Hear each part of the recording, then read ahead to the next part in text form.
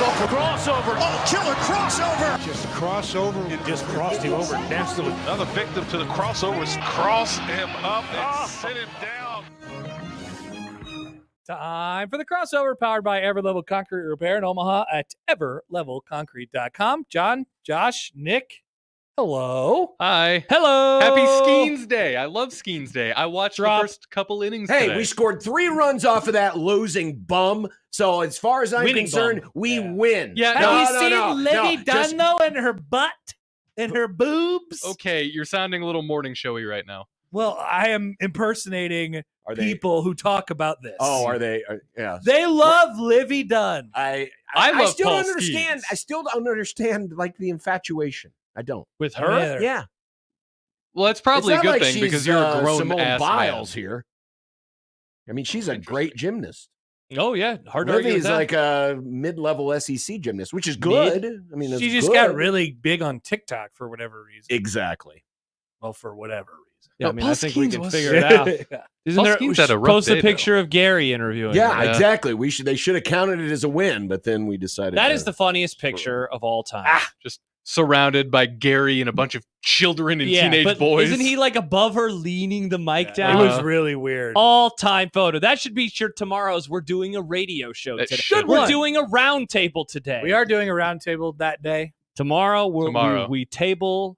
tomorrow. I feel like Around Josh Peterson right now tomorrow. because I have already planned out my lunch for tomorrow. Oh! Is it wings and rings? Yeah, it's chicken wings. Yeah. Nice. And are you gonna get rings too? I'm doing I'm rings not gonna get tomorrow. I'm not gonna get onion rings. I'm doing wings and rings tomorrow. Hell yeah. Nick and I handshake meme on this. Nick has been saying this, and now I'm like, that sounds incredible. I don't like when you guys show up and we're still talking And we get to eat. You guys are just piling food. Hey, into now your to be mouth. fair, we show up and talk and then eat. We eat at 1. That's Now true. you're still on the air. That's true. My Yeah. favorite part is when I look I at feel Nick, left out. I give Nick the look of like, all right, you can order the food now. Because it's like 12:45. Mhm. I'm like, it's order time, baby. It's a little awkward for me sometimes though, because I'll show up a little after 1 when Yeah. everybody else is Oh, ordered, are you and I here just gotta be like, too? "Hey, excuse me, I'm also with them." Are their onion rings good? Yes. Of It's course they're Oscars, good. of course it's good, John. Well, Good job, Nick. It's Oscars. I'm not. Yes. How good? Good how? Very The best in the world. Yeah, John, what are we so talking what about? did they just go next door to Runza and get their onion rings? Because those are the best. Those are the best in the You world. can't John? really think that Runza onion rings are the best the rings best in the world. world. 1620 the bad food Res- takes. Strike That again. is not a bad food take. The best in the food world. take. No, it Runza is has the not. best onion rings in the world. pretty in bad. restaurant. Yes, in No restaurants. way in hell. No shot. What's better? Go. Shucks. Shucks. Ice House has really good onion I've rings. never had. You I love haven't Ice had House. them. I Not haven't so had much them. anymore. I Nick, haven't there's had no way that Ice House. Yes. Ice House has really good onion rings. Of the ones I've had. Ice House. Of the ones Try I've had, them. You go there with the biker gang. Yes. They gave me my own jacket and everything. I don't remember the last time I was there. 2016. And last time I maybe? was there, is definitely a biker It's gang been there. so long. No, last time I was there though, we sat down and nobody came to our table, so we just left after Ice 10 House. minutes. Wow, Goat. really? Yeah, that kind of sucked. John, I'm going to look up a picture of their onion rings on a website now, and we'll see what you think of the Well, photo. I mean, a picture only tells. They small taste really part of good. the I think story. they're beer battered, and I really F with beer battered things. Yeah, we talked about this the other day. I mean, I'm hit or miss with beer. They're not beer battered. They are the crunchy kind. Okay, they are. Yes. They're really good. Oh, I'm so excited. I like All them right. a lot. All right. John will get them too. Yeah, Let's I'll all try. get onion rings, except for Happer. Wings, baked potato. rings, and What are you football. talking things. about? I don't know. I do like big potatoes. Me too. Do you think Oscars Has that ever baked been potatoes? ordered before? Of course. Wings with a baked potato. No, that would be quite the filling. Isn't that different? I mean, it's like Happer, make it happen. It's almost like the wings are your appetizer for the baked potato. That's true. has anyone ever ordered wings with home fries? Oh, What is a home fry? what is that? It's They're the basically fries that just Nick the likes. slice. What up, Right? home fry? It's basically just the sliced potatoes, fried Just sliced wedges, potatoes. right? Yeah, isn't No, that no, those are wedges. Oh, home fries aren't wedges. I think home fries aren't they the sliced, home fries. just sliced fried Oh, potatoes? they're. I feel like that's more of a breakfast kind of potato, like this. Oh, like the little chopped up yeah, ones. yeah, yeah. Wrist Chopped makes those up a and breaded. lot. Yeah, yeah, yeah, yeah. yeah. Yeah, Oh, is that what? Really? That's a home fry. Oh, okay. Oh, yeah. Oh, they I call thought those home fries? I thought I those. just call I them thought it was breakfast just the potatoes. sliced. Yeah, I call them breakfast the potatoes. sliced, fried potatoes. What about Okay. German fries? Do you like German fries? I'm just seeing different types of fries. John writes Don Millie's has better onion rings than Runza. Okay, so I went to No, Don Millie's. disagree. Went to Don Nebraska Millie's Disc for the Golf Company. first Hard time disagree. in a very long time. Yeah? Last week. What was I missed the first part? Don 'cause and John was saying Millie's. disagree. What about Don Millie's? I went there for the first time in a long time, and and I love Don Millie's. I did notice that it was like very similar to what Runza would. I give love you. their burgers. I was mildly underwhelmed. Wow. Mildly underrated. But because I had a high regard for Don and Millie's before that, but I just hadn't been there in a long time. I also had a similar experience. Don and Millie's has been a very had a high place in my mind, and then I went for the first time in probably a year or two, got a burger, and it was fine. Wow. All right. Well, they won't be Well, how sponsoring did Red it- Out Week next year. How did it have a high It's place fine, in your it's good. mind and you've never been there? No, I had been there. I just Oh, haven't it's been been in a while. years. It's It been a was a while. while. Okay. Because the first time I went, remember, I'm from a small town in Iowa. We Yes. don't have toilets. Yeah, We don't have You guys toilets don't or- have pesto. Don and Millie's. So one of the first times I came to Omaha. Don and Millie's, where he's Pesco's from, is when we spelled go out in the soybean D-A-W-N. field. It's a woman owned Don and Millie's, not Don and Millie's. We had Deb's Corner Cafe. We had Cliff's Place. These sound like such small town. Did spots. Cliff's Place have a shuffleboard? No, but they Shuffleboards did are win sweet. the 2023 Iowa Best Pork Tenderloin in the state. All Look right, at now that. I want to Did they? try this. Okay, Oh, it's a now good that's- pork tenderloin. Now that's I that like sounds pork. Come a to winner. Manning next time I go home. When I Josh. go to Dubuque every year, we go to a place called Dottie's, and it's basically just a lady's kitchen, yeah, and it's great. Go to Dottie's house. It's incredible. It's basically her house. Yeah, Let's Huh. see. Manning, Iowa from right it here. costs like Man, $3. an hour and a half, Nick? That's so far away. I know it is, and you get mad when I didn't come back for your reception. No, you shouldn't have gone there in the first place. Oh man, it's a little It's over- closer to Coon Rapids, Oh, isn't it? It's Nick, not that close to Coon Rapids. problematic. It's Yes, not it that is. close to Coon Rapids. I Yes, mean, it the next is. town over on Josh's map said Coon Rapids. It's like a 20-minute drive to Coon Rapids. That's close. What are you talking about? That's like me to West Omaha. There's Yeah, like but when 3 you're- towns between Manning and Coon. That's what we call it. We call it Coon. Coon. Mama just chased my portrait, bro. Thank you. Happer's not paying attention Nope. anymore. I'm watching Because the you Royals. still got Well, I didn't want to get any problematic. well between Manning and Coon Rapids, you got Templeton, you got Dedham. Cool. Dedham. Dedham. Got him. More like They have a Was really that good Dedham meat locker. Coon Rapids rivalry, a real real barn barn burner. burner. Dedham isn't big enough. I think Dedham is actually part of Coon Rapids School jeans? District. The what? The jeans, denim. What are some other Oh. towns around that area? Manila, Irwin. Manila. Yeah. Manila. The thriller That's where I of went to Manila. middle school. Oh, you went to Manila? Yeah. Manila Middle? Well, it was just IKM Manning Middle School. Oh. IKN. Oh, that's right. Iowa's got a lot. Charles of, says Whiteyville, Iowa. Yeah, where's Whiteyville at, Nick? Is that next to? It's near Erling. Yeah. What about Aspinwall? Oh yeah, Aspinwall. That was where my 4-H. That's where my Let me tell 4-H you a little club about this was. club. Mike, Aspinwall. not The Stibbs, Aspinwall Achievers. brings up a place that Mike Stibbs brings up, and he says P.O. Pears had good onion rings. Oh, P.O. Pears. I don't remember that. I never had P.O. I Pears. wouldn't doubt it. P.O. Pears was pretty good. People who bring up P.O. Pears, Mike Stibbs, they fight all the time. More like I like PU P.O. pairs. Wow. I've never been. Defiance, Iowa. Oh yeah, that's where Jess Shaben Landsman from the Omaha Supernovas. That's where she was from. Jed writes, Mama's Pizza onion rings. I don't know if I've had theirs. Oh, that's a good are one. Those the ones Jed brought us that one time? Did Jed bring us onion Yes. rings? Oh. Jed brought us onion rings once, and they were very good. Jed, And the I wanna- podcaster. And yes. You know Jed, the You know podcast. Jed from such hits as "Crybaby Bitch." Nice.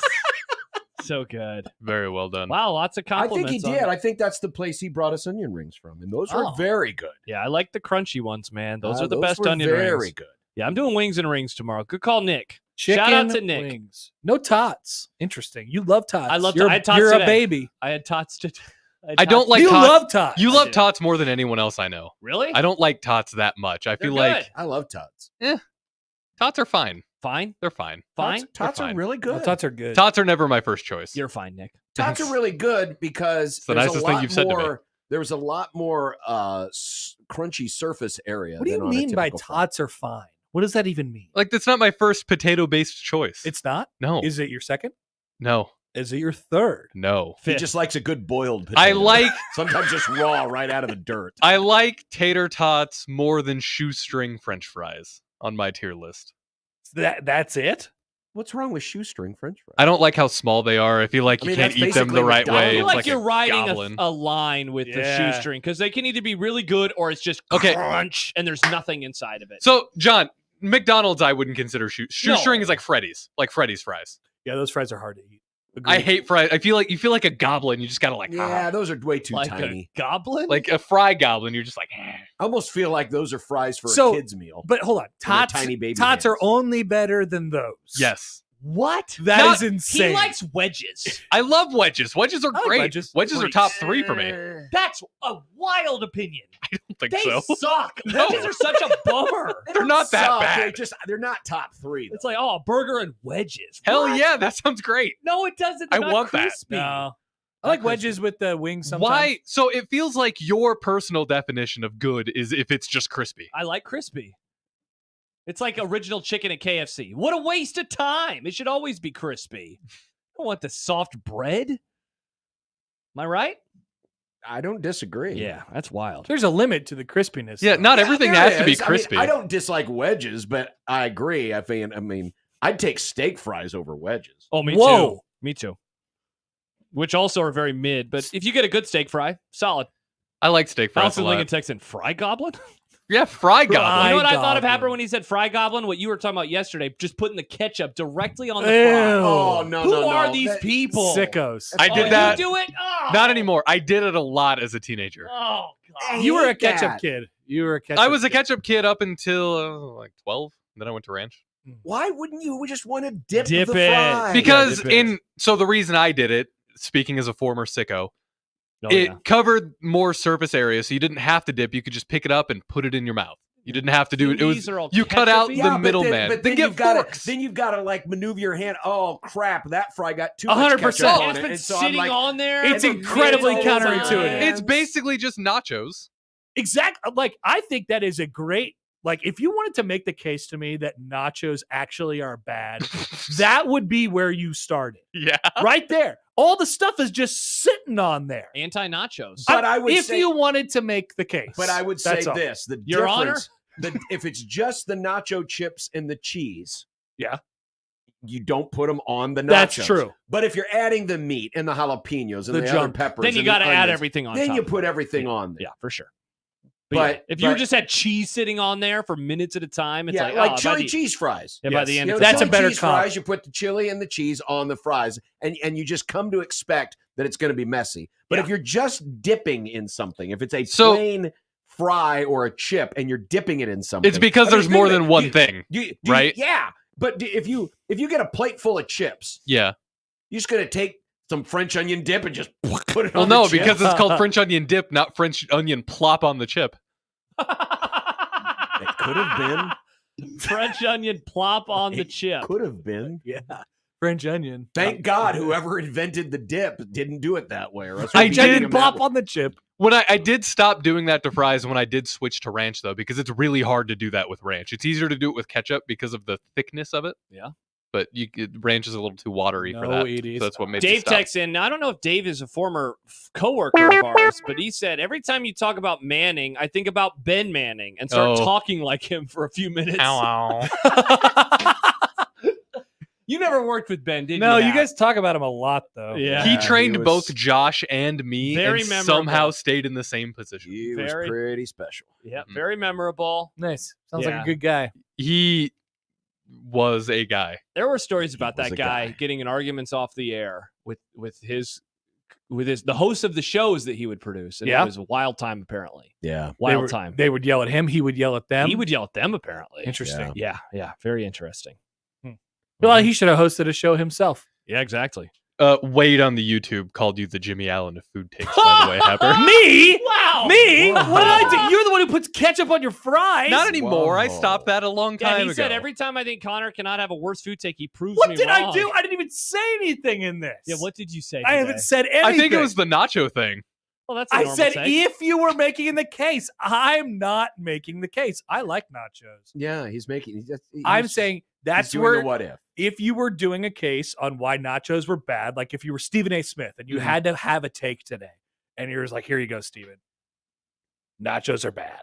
Here's where you start. You have to put all the junk on the chips, and then the chips get soggy. That's a great reason. I think Happer just stumbled upon a fun bit What's where that? each of us gives each other a thing, and we have to make a case for it. Oh, make a case. Make a case. All right.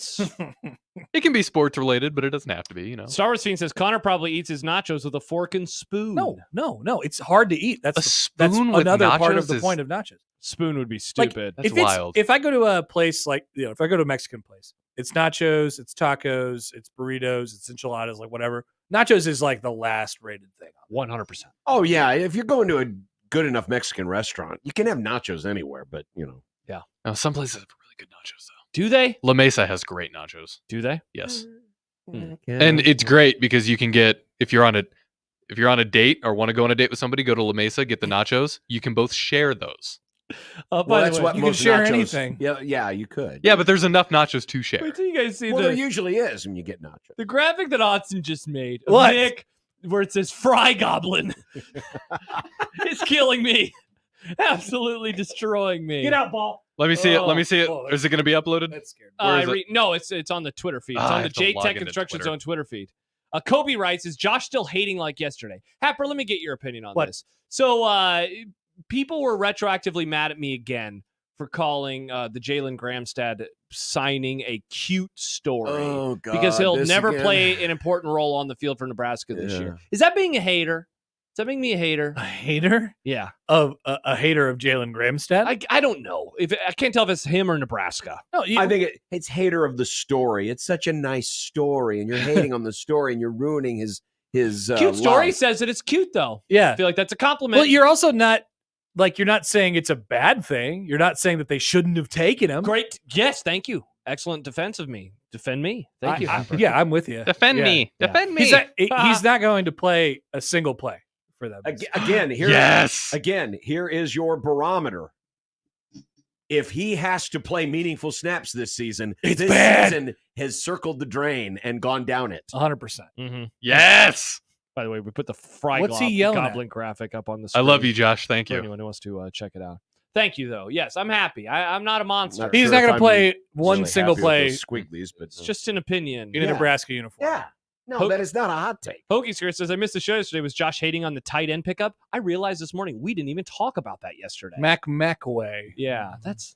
Okay, Macklemore? here's what I'll hate. Mo- Parents naming their kids something when their last name is also the thing with a few extra letters. Good Josh Joshington. It'd be like Hap Yeah. Happer. There's Yeah, a Hap listener Happer. of our show, and I mean, I don't want to say his name. Bishop. He knows who he is, but his name is blank, and then a few extra letters. He emails in all the time.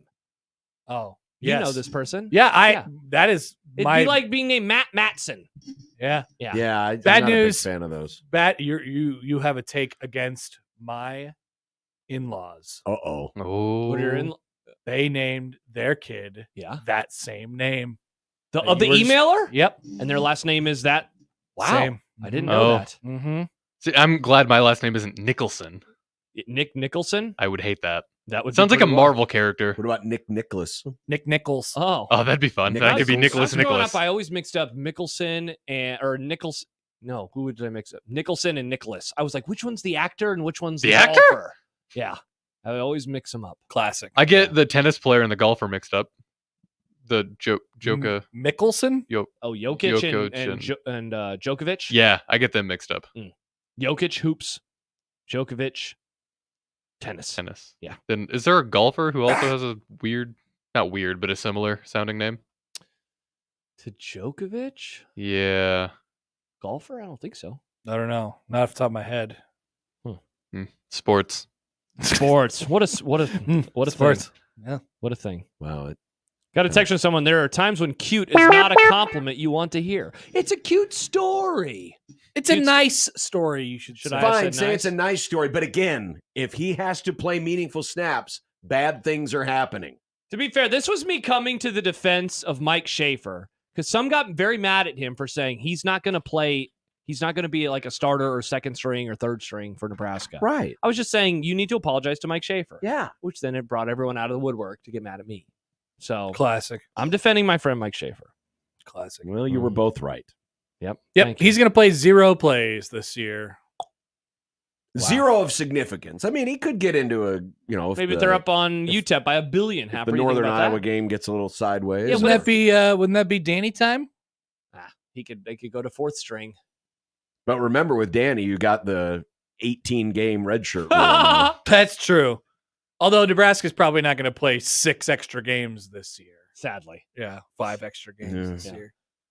But they could. So funny. They definitely could. What a hilarious. They'll I hope play this one happens. extra game. I want this to happen. I want there to be a player who plays 4 games and then gets to play another 6 games at the end of the year. I Yeah. want that so I wouldn't- bad. Or 5 yeah. games.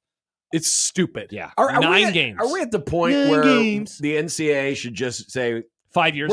we're basically a quasi-professional sport anyway? No more.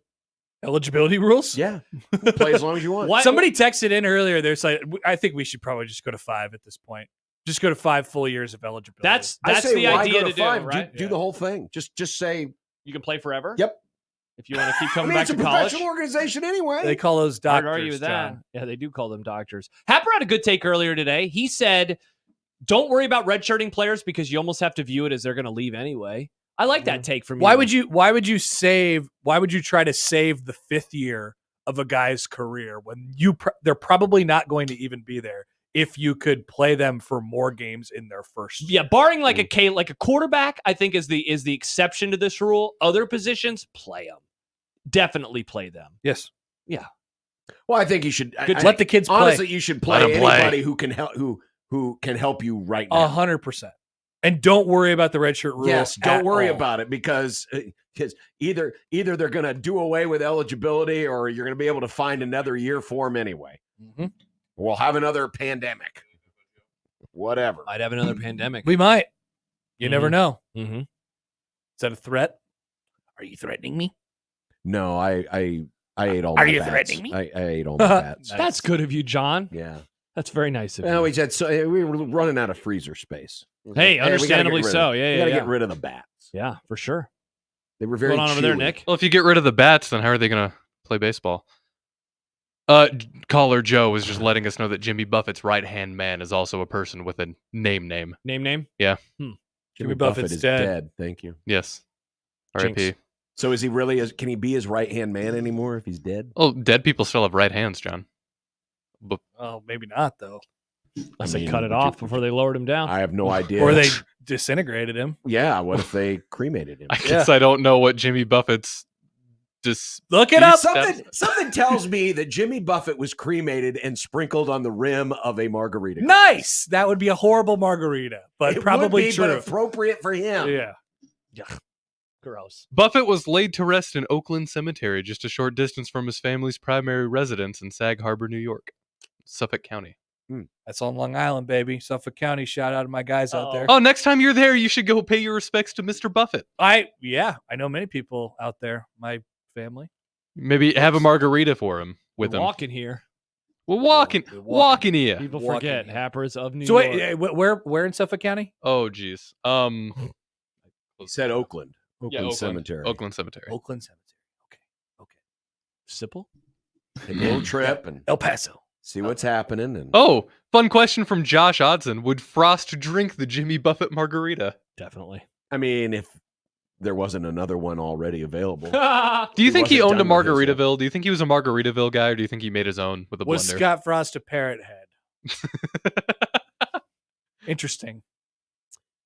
I think he probably dabbled. Or does he Dabbled in just get the parroting? bottles of the pre-made? Like the Jose Cuervo. That stuff You sucks. think he'd do that? No, I'm asking. I don't Oh. think so. I think I mean, Frost as has mu- more as- respect than that. As much Poll mo- question. as much I got money you as back, he Frost. made, as much money as he has. Yeah, seriously. He probably, you know what he probably Just make had his was one of, secretary he do it, probably right? had one of them.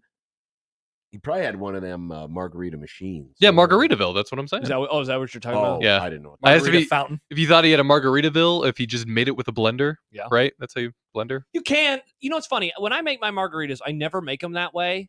But You can just mix them. mainly because I don't know the proper amount of ice, so it doesn't get watered down, but it is still that consistency like at a restaurant when you get a frozen one. So I just do it over ice. Margarita on the rocks. I'm with you. I think that's the better way to drink it. If I'm doing a regular, the OG margarita, I prefer it straight. But if I want to, if I'm doing like a strawberry or a peach You want or it something, I blended? want it blended. Yeah. That's how I get it at the Las Margaritas. Want it to be a little daiquiri. Next time I Yeah. go to a margarita place, maybe I'll ask for that. I'll do it blended. I haven't had one like that in forever. Very good. You can Something get them at about all the every 10 steps in Las Vegas, where John will be on Thanksgiving this year. He'll be walking for down many days.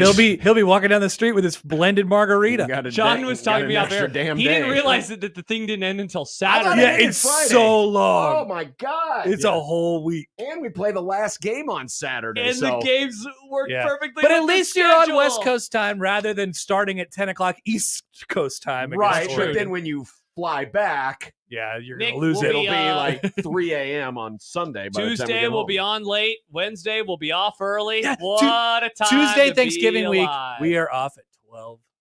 What Oh a my ti- God. So we'll be on for probably 2 hours. Yeah. But on Wednesday we're off at 5.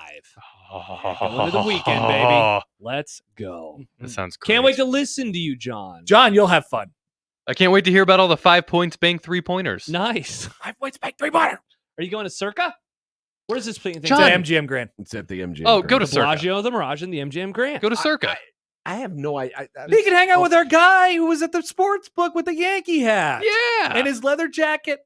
Mr. And his Red, leather And he jacket. coughed on everybody. Mr. Coughing. so many times. He charged his phone right next to the booth where the workers were. Remember when the guy walked out, he knocked it over, and he looked at He it, just and sat then he was there. gonna plug it in. He's like, he sat down. And like, what I hated the most is the guy would sit down for 2 minutes. He would go That up to guy the counter, sucked. That and then was he the would come worst back. guy, yeah. He would sit in another He'll place. be there. Cough Don't worry. all over it. Yeah, he'll be there. He John, lives there. you should go check out Circa, man. It is cool. It really is. Yeah. Go to Fremont Street, John. Then go to White Castle, and you can see the White Castle where it happened. Okay, that is I one thing I am respect not going that. to do. There will be no White Castle. I respect that. There will Unfortunately- be no White Castle. See if they let you bring a beer bottle. You'll in. have to get an Uber down to downtown and probably Maybe he'll get our Uber driver. Talk to our guy who Yeah. told us a lot of stories about how people had sex in his car. Can't remember if I have a in picture. great detail. Yeah. Sadly, I don't think I have a picture of the guy in the Yankees hat. I do have pictures. Oh, I of do because I Oh, went do a you week really? later Hey, and I look. sent it to you guys. The MGM. That's when we MGM. arrived. It was a red Yankee Fred Durst hat, wasn't it? 2 hot threes. Remember 2 hot threes? Two hot threes. So when was this? April or March? March 29th was the day of the game. Look at how sad he is, John. Is that sadder or happier than you were in that exact moment? That's pretty damn close. Have the That's picture of you with pretty the damn pizza. close. So here's this guy. If you ever see him, just let us know. You will. Yes, that's very. That was him charging his phone in the public outlet. Good grief. Oh man. Oh, he was doing it again when you were there, or was that the first time? Yeah, because I sent this to you the week later. When I That's went right. back. I Yeah. That's remember right. the next day when Nick was like, "Hey, take a picture of me," and he went to the telephone. Oh booth. yeah. Yeah. Here's this Oh, red man. Yankees hat that he was wearing. Too. Yeah, Oh, the that- Fred Durst Oh, yeah, special. the red Yankees hat. That That's guy wonderful. sucked. Oh, he sucked. What a trip! Can't believe how long Yeah. ago it was already, man. Oh look, John. There's me and you. The last time Creighton played Oregon. Oh Wow. yeah, they're in Pittsburgh. Look at how good of friends we are. Yeah, and that was like at 2:30 a.m. local time. I don't think John's ever put his arm around me. That was nice. I Come on. really appreciated that. Get on over here, John. Let's yeah, put but our arms Connor and I around were each other. sharing a special moment, a double overtime win over We Oregon. share It was a special moments special every night. day. We do 4 hours of radio every day. All of them just as good as that game. Yeah, yes. What a yeah. game. God, I wish. All right, we don't have to talk about basketball. This was a little. I little love too- basketball. A little too much hoops in August. Remember You're that wearing a moment- baseball remember that jersey. moment Talk when baseball. Trey's little jumper fell a little short, and then Jason Green. Green. I did That like was the- cool. I did That like was the Jason awesome. Green drop. That was Evan Burrows, you suck! That was my favorite part. that of was a last night. different And- time. I know, but it's still fun. He was there, right? Evan Not at Burrows that did the but first game. He did the Was first game. Evan and he was Burrows? in Pittsburgh. Was that Yeah. the triple overtime game when he said Yes. Evan Burrows? You suck. Yes. Was He said when you said. Was this the game where right before you were getting escorted by the police and a bunch of people thought it was some weird government conspiracy? No. That was the NCAA tournament. That Oh, was the, okay. That was Okay. the Detroit. Too hot, that was That the was too hot That was threes. Detroit. What? Oh, you don't remember this? You were fighting with people over Twitter for no. this. Remember Rob Anderson? He got quoted by CNN. There was some right wing conspiracy that's right. theory. That's right. There was the airplane. Yeah. What was it? What was the Oh. conspiracy? Like airplane, unmarked bus. They were police escort Oh, thing. they were. Someone was They thought- claiming they were shipping illegals in or That's something. correct. Yeah. Yep. Correct. Illegal immigrants. And in. they used And that picture. No, it wasn't illegal immigrants. It was the Gonzaga basketball team. Amazing. What a What a weird. time! Because I remember That was great. we were hanging I mean, out. I guess at the, technically Ryan Nemhard is of Canada, so he's not a Oh, native. does he have a passport? He's legal. Sorry. Okay. Very cool. Very legal. God, what a great time. Yeah, we were hanging out by the pool watching It was opening day. So windy. Remember Yeah. how windy it was? It was so windy. Yeah. I That lost was a when the disc. Royals started on this beautiful journey, and now look at them. They're about to blow a lead in the 7th. Oh wow, things are happening. Lucas Urseg is going to Oh come. no! Lucas Urseg is going to be asked to get 9 outs today, and I hope he can 9 get Hey, it. did you hear Farron the other day? He was being complimentary of Bobby Witt I did Jr. hear Farron. I always listen to Farron. He was, Why would you not be? He's the best player in baseball. except for Aaron Judge. That's just Yeah. very odd. He's being really complimentary Hey, of our best player. If somebody who was could like, be an MVP. "Hey, Josh, a podcast was complimentary of the Cowboys," I'd download it. and Bobby listen. Witt Jr. mentioned. I'm Yeah. listening. Yeah, to it. exactly. Yeah, for Exactly. sure. I'm definitely in that mode right now. I was thinking about you guys this morning as I listened to copious podcasts on my run, and I was like, I almost want to keep track of the number now, but then I was like, maybe I shouldn't do that because then I'd get made fun of more. It was a lot of pods this morning. I'd like you to track it maybe for a Please week or track it. something. I want your pod stats. All right. I'll give you the pod stats. Do you- I'll break them down for you. What kind of sports or topics? Oh, if you really want some stats, get some listening stats of pods. Yeah. Download Last FM. Yeah. It keeps track of all the things you listen to on your phone. Yeah, it'd just be pod. Yeah. Pod. Bill Simmons. Mhm. I listened to Bill Simmons this morning. Did you? AFC over-unders. What a great podcast. Are you excited about the Cowboys getting Mr. Dalvin? No, not really. You shouldn't be. Did you He's know? the- I'm happy CD is back, though. Dalvin Cook is the classic, oh, we're going to sign him for a league minimum, and people are going to be very excited about him for a week, and then no one will remember he exists. Yeah. How do we feel about Mike White going to the Bills? I have no takes on that. I don't either. It takes It's anyone. like a third or fourth. Who's he stringer. replacing? The Peter Man? Is he a practice squad guy? I'm not. I just know that he's in the Bills now. He's the guy who turned into a wallet, right? Yeah, he Man, was the Dolphins' backup guy, and then he sucked. So then they're like, "You suck so bad, we're just going to put Skylar They Thompson still have back." old K-State Mike boy, Skylar White Thompson. Wallet. If you search Mike White wallet. No, hold I've seen up. the picture. It's hilarious. No, I know. I want to see if this. It's just a lot of wallet reviews. I'm pretty sure it's the same guy. All right, cool. There's a lot going on here. John, your Cubs are trying to mount. They're trying to come back. Oh wow, they scored a I think couple runs. I think the Royals are doing this on purpose, just so that Bobby Witt Jr. can come up in the 9th and either break the tie or give him the lead. That'd be pretty cool. In fact, put it on the mini list. That's what's going to happen. Put it on the mini very list? short-term list. Cleveland's going to come back in this game and either tie or take the lead, and Bobby Witt Jr. is going to he's going to do something on offense too. Oh, he changed the golfed it.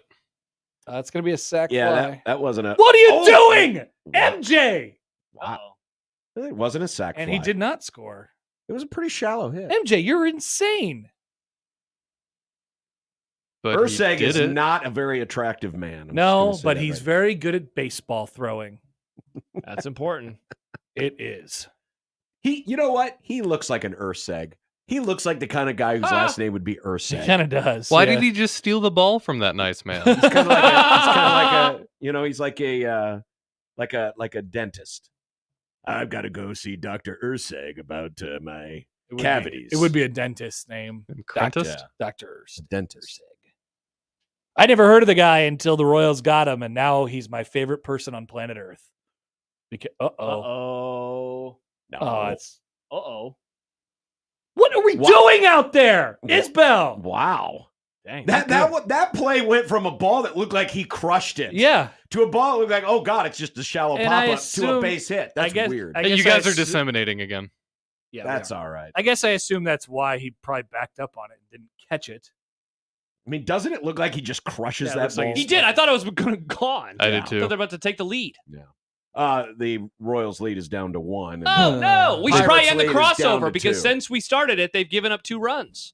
That's true. Time to go. And we Oh gotta talk no, to the Cubs Shaker. are scoring again. Wow, Nick.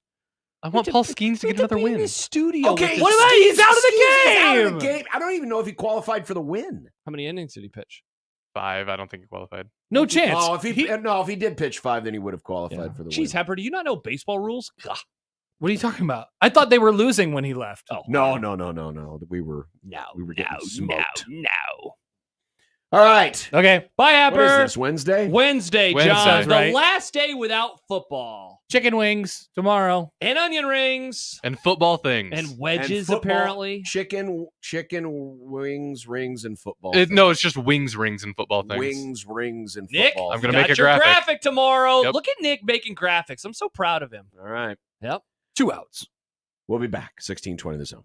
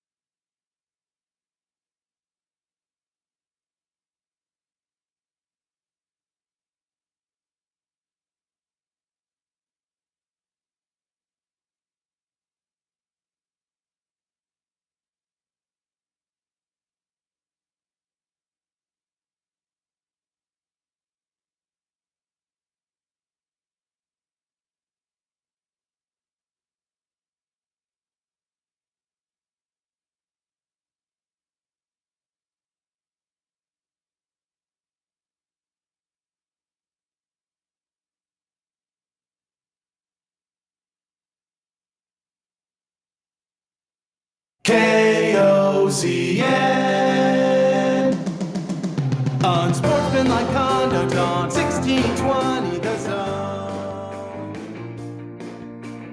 Husker Athletics, Creighton, and yes, UNO.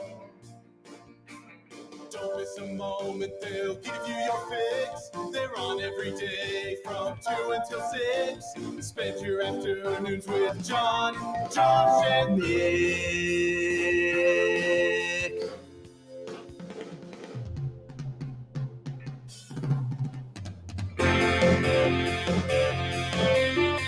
John, Josh, and Nick.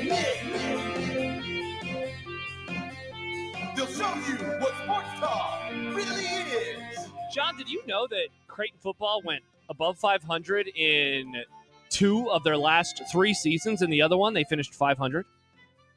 Dang. They should bring it back. They should. Maybe they should bring it back. That'd be cool. Unsportsmanlike conduct on 1620 The Zone. Husker Athletics, Creighton, and yes, UNO. Where would they play the Creighton football? Would they Morrison. Would they Nighthawks the Baseball stadium? Ah, yucky. They can play at Morrison. Yeah, but I hate It's tiny. I hate those damn when the lines all get mixed up. Oh, I I hate understand that. That's a solid take. Mm-hmm. Yeah, I don't you'd have like to have that, the and it'd be soccer more, lines and it would the be more football disruptive lines. to the soccer. Look at me looking out for the soccer. Yeah, no, you're not wrong. How about Not a fan. when they build the new Union Omaha Stadium? Well, it would have the same problems. Yeah, but It'd be bigger though, it'd be bigger. but it would have the same problems that. Played at Omaha Central. Yeah, exactly. You know, just expand Omaha Central. It was that like 2,000 or 3,000. How many Not fans? sure. Creighton brings back football. Mm-hmm. How many fans could they get on a regular basis? How many? I'd go, I think. Like Ah, you would that's a- support Creighton? I That's like a to- real I like to interesting watch question. Creighton baseball. Well, it depends. I assume they're coming back as an FCS CS team, yeah. Because like all jokes aside about J-Skers, but there's a large part of the basketball audience that is Nebraska football, and so like they're obviously not going to go over to Creighton football. I don't think, but maybe I don't know. I don't know. For the I women's, bet they could draw what does volleyball maybe get? What does volleyball get? A couple thousand? like 2,500. All right, so they can get more than that. I bet they could get 5 to 10. I think so. No, I don't know if it'd be that big. Too many? Could they get 4,000? That's kind of the number I was looking at. Maybe 4,000 maybe fans? 4. It also kind of depends on location, though, too, right? If it's a pain in the ass to get there. Well, I think Be they close would. to campus. I think they would be close. Yeah, close. To I campus, think they would play at Morrison. Is what they would try to do I mean, you're probably right. because they already have it. It has suites, It does. you know, Or- and it is a football field size, which is Mhm. very important, and it's downtown. Now, I do wonder if they were to bring it back, and this is so dumb because they're not going to. No. But would they Yes, Marcus, if you're listening, bring it back? I don't know how we got on John this would be topic. the voice of the Jays. I had no idea how we got on this topic. I don't either. Oh, you're talking about the war for some reason. I don't Imagine again, that. I know. I don't know why. But the thing I was going to say. Well, Nick just wanted us to find a reason to blame the Japanese. That's what it would. Nick. But they would the berm side of Morrison Stadium, which is like from the press box, that's what you see. They'd put regular seats over there, right? Like I have to imagine that they'd be like, "Oh, we want seats over there. We want." Well, I don't know. People like the berm seating. Yeah. How many does Morrison seat? It can get So- up to I think get over 5 or 6 when it's packed. Yeah. Dude. That could be a fun bit, too. How many football stadiums have berm seating? not Football very fields many. have berm seating. Not like that. You know Well- how many people were sitting in the berm on Sunday when it was 100 degrees, John? 0. There were no people over there. Well, Zero very people. hot. It was very, It very hot. was toasty. It was very, very, very hot. It indeed. was toasty. Well, welcome to the Grum, everyone. It's brought to you by Union Bank, just like Redout Week is brought to you by Union Bank. And don't forget, tomorrow, we are going to be at Oscar's Pizza and Wings and Sports Bar and Greatness and Roundtables. Good. You just keep saying more things. It's okay. Killed it. Nick, what's it called? What's our tagline for tomorrow? Wings, rings, and football things. We have a football game tomorrow at 5:00 while we're at Oscars. Yes, The we're season- doing this all in honor of the Rutgers. Howard versus Rutgers. What a game. Classic game on BTN. The Howard Cunninghams. Nice. Cannot wait. going up against the Rutgers. Cannot wait. But yes, we will be there tomorrow for the Wings, Rings, and Football Things, which is our roundtable. Yes. With all of our shows. So Nick and Gary from the morning, Connor, myself, Josh. Nick. Even Nick. I'll be there hanging out. I don't know if we're allowed. I don't think you'll be a part of the round table. No, I won't be in the round Neither table. will Odson. Yeah. Or Jimmy. But join us for lunch. Yeah. If you're out on that side of town there, 173rd and Center, yes. come on by and join us. It's a hopping in time. And I'm guessing it's a Thursday, so we probably got some day baseball. You can, if you're sitting in the same room we are, you got the Mega TV. Which one day I would like to own. Tomorrow, John, there is a noon game. There is a 1 o'clock game. There's a 1 o'clock game. There's a 1:15 game. There's a 2:10 game. There's a 2:40 game. And there'll be U.S. Open tennis. 4:10. And eventually football when the football's. Howard versus Rutgers. Howard versus the Rutgers. So tomorrow, Awesome. 173rd and Center. Join us for Wings, Rings, and Football Things. Is Howard's mascot a duck? Is it Howard the Duck? It's not the Howard the Ducks. No. What is Howard's mascot? Howard? I have no idea. I just called him the Howard. It's either the bison or the bison. I think that it's bison, right? Bison is it's the Dakota. The Buffalo versus Dakota? Oh no. Sorry, Howard's playing Rutgers. Yeah, the Rutgers. You're thinking of Colorado. I am thinking They of are Colorado. also playing tomorrow night, Nick. They're playing North Dakota State. The Bison. Yep, indeed. So yes, you'll have the Buffaloes versus the Bison. Which are two different animals, by the way. A lot of people don't know that. Oh, people forget, some would say. Well, I know which one I'm rooting for. Nice. And I know what's on the Grum Down today, presented by the referees at John Higgins Weather Guard. Number volleyball returns to its winning ways. Oh, they got it done. Mike Schaefer will join us in just a few moments. He's a happy guy right now. For now. But if my prediction comes true, he's going to be sad, and it could happen while he's on with us. What an oddly specific prediction. Fired up for football, the real week one. Let's go. Will, John, and I disagree on our grades again? Yep. Wow. Will, should, might, won't coin flip games. A day earlier than normal? Well, we're just identifying them. Tomorrow we'll play off of those and make our, not tomorrow, Friday we'll play off of those and make our season predictions. Oh, okay. You know what I mean? Yeah. We're not making our season predictions, predictions today, but this is the formula from which we work. And it's been so successful in the past. I mean, we have I believe we've been doing this 4 years, and I'm pretty sure that every year, at least one of us has identified a will win game that wasn't won. Yeah, I want to see. I mean, Troy, Georgia Southern. Well, if we've done it Colorado since Troy, John, last year. Yeah, if we've done it since Troy, that's since Frost's first year, all the way back in 2018. Oh boy. Okay, so what would have 2019 been? I mean, probably one of us would have said the Colorado game. Yeah, probably one. I mean, what else did they lose that year? They lost a lot of games that year. Oh, here we go. Okay, we did it in 2018. I found a tweet of ours. Here are the results of will, should, might, won't win as voted by our listeners. Oh, boy. Will win Akron, Illinois, Troy. They lost. Well, they didn't play one of them, but they beat Illinois. Should win Minnesota, Colorado, Purdue, Northwestern. Yikes. Might win Iowa, Michigan State, Michigan. Won't win Wisconsin and Ohio State. Wow, what a different time. That Michigan is in the might win category. Wisconsin was in the won't win category. That's before they started cheating. Oh, is that what happened? Mm-hmm. Is that what happened? Wow. So yeah, we've been doing this since at least 2018. So now we need to look up the other years because now I'm curious. I know. think we have. Because every year we get last year, and I'm trying to remember why I didn't put. I think I remember why I put Colorado in the should win category. Yeah, because I said, well, I mean, there's always a chance. Yeah, and one of us is the only one in this room who predicted correctly. Oh, shut up! Colorado would win. Congrats. What does a good season look like? Tight ends and offensive line. I've got some more statistics that I'm going to be keeping track of this year. Perfect. I'll talk about Thomas Fidone. Oh, boy. What is a final fitting punishment for Michigan? Oh, that's a fun topic. I got a text from somebody about Michigan today that I can... Oh, you probably did. He was probably sharing videos. You and Connor. Nice. Not our Connor, Happer? that Connor. The actor? The sign-stealing Connor. The messages that I received will fit very well with the discussion. Do we really want bubble watches in college football?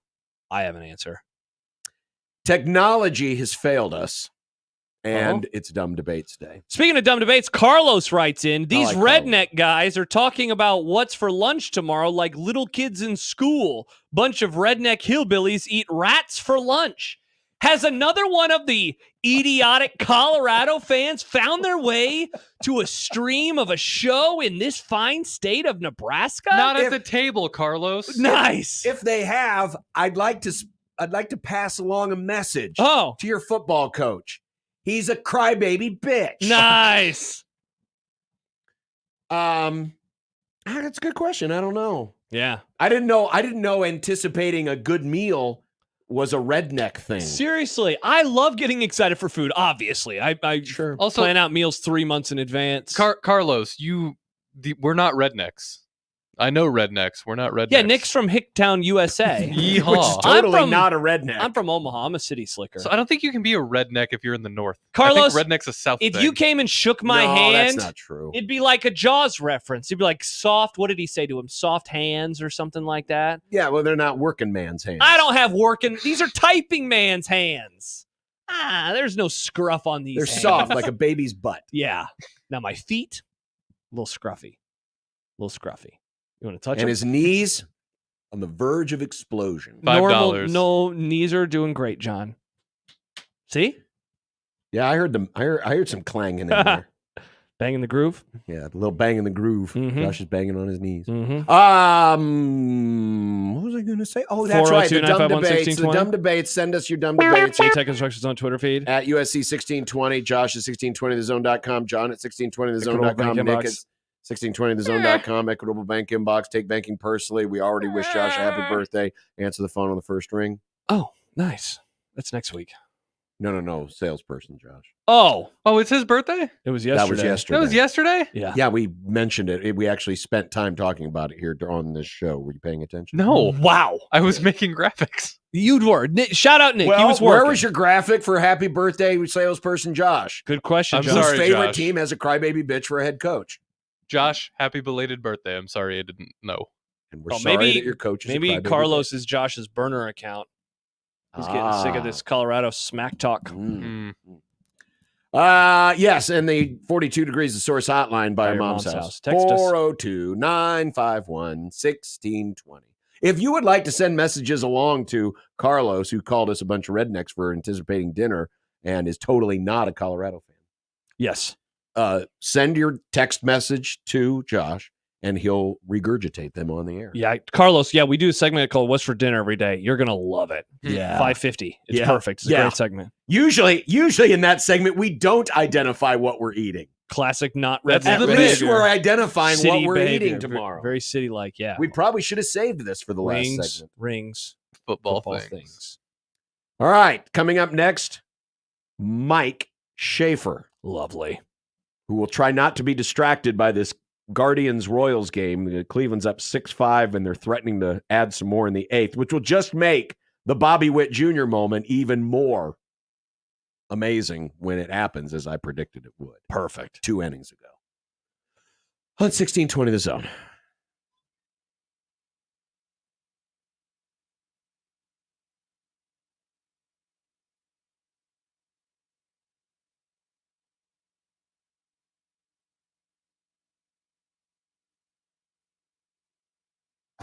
Many people go back to the dealership out of habit or because they think the dealer is the only one who knows how to fix their car.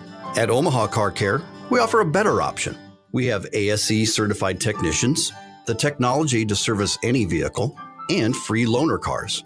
The dealer will sell you a package of services. We'll provide the service you want for your car as your trusted partner. I'm Rick Betker, owner of Omaha Car Care, and we'll be along for the ride.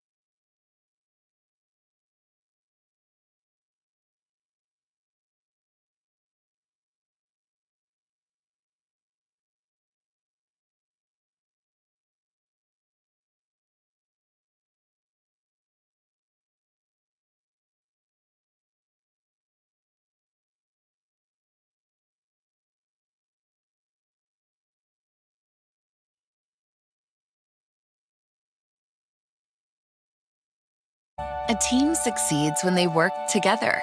Banking's no different. At UBT, we're in your corner for every financial move you want to make. Your money's backed by a roster of experts who put in the work to know you and your community. So whether you're opening a savings account, buying a home, or planning your future, you always know who to turn to. Working together toward your financial goals. That's a win in our playbook. Union Bank and Trust. Equal housing lender, member FDIC.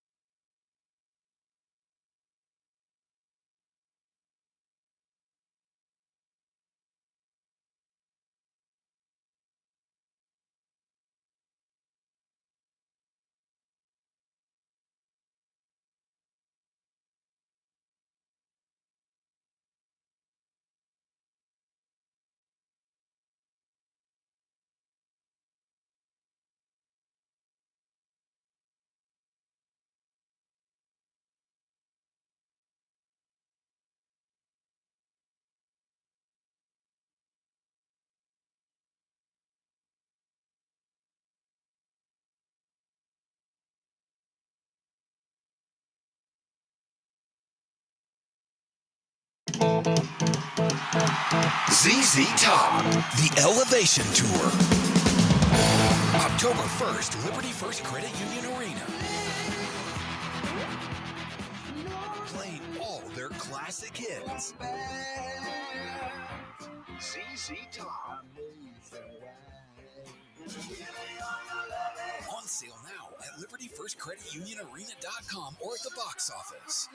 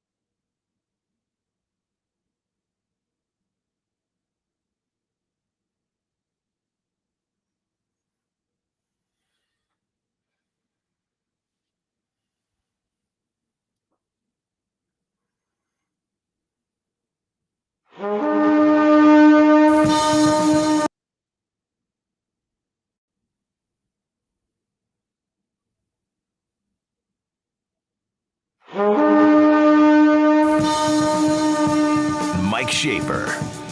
There's a part of me that really thinks that there's a Sasquatch. Mike Schaefer. I think the issues here are largely football related. Mike Schaefer.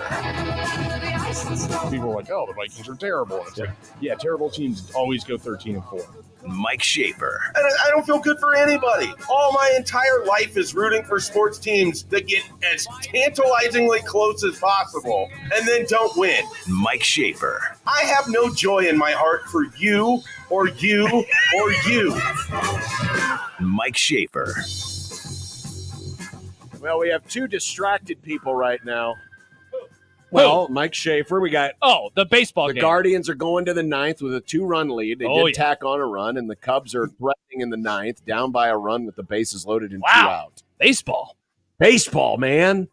Now, Well, safely in the playoffs, and the others of us are just trying to stay above 500. So, and Emmanuel Class A, I think, has given up 3 runs this year. So it'd be the perfect time. It'd be a good fitting way to get swept by the Royals if Emmanuel Class A were to cough that up. That'd be no fun. Also, I have YouTube TV, so I can't watch anyways. So we get to be the ones to break Oh, the bad no. news. Well, don't worry, they're in a commercial right now. So I was listening to Tom Hamilton when I got Josh's text. So. Okay. I'm sorry to interrupt. No, that's all right. I'll be like Tom Hamilton. I can get excited like Tom Hamilton. Yeah, can you? You can, but I don't. I don't know if you quite have his ability to go from. Well, yeah, you can get excited. Shave, the I haven't seen 9-hole hitters on this baseball team are amazing. Christian Bethancourt is probably he's only second in the MVP voting right now to Miguel Amaya. Who's ever hitting in the 9-hole for the Cubs is the greatest hitter on planet Earth right now. We're amazing. How many people are voting if those are your 2 MVP finalists? You and who else? Me, Mrs. Bethancourt, and Mrs. Amaya. Okay. It's 11-10 now, baby. We've come all the way back. And Paul Skeens can't get the win. Wah, wah, wah. All right. Sorry about the little baseball interlude there. Yes, thank you for apologizing. Back to football. It's football season. Actually, I was going to ask Shave. Did you watch the volleyball match last night? Oh, there I you go. did, actually. My wife is a huge volleyball supporter. So when I was not tasked with putting Hudson down or making us dinner on the Blackstone, I was watching volleyball. So I saw like bits and pieces of all 4 sets.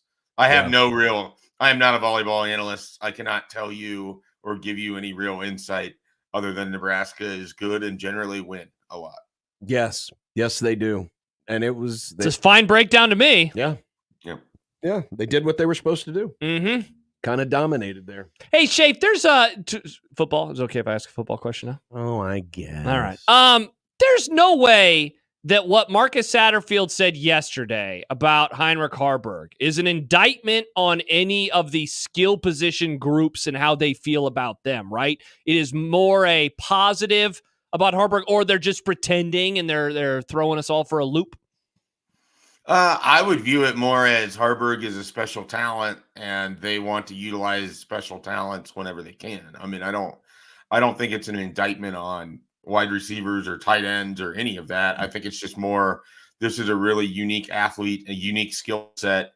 I mean, he was probably their best guy with the ball in his hands last year in terms of running.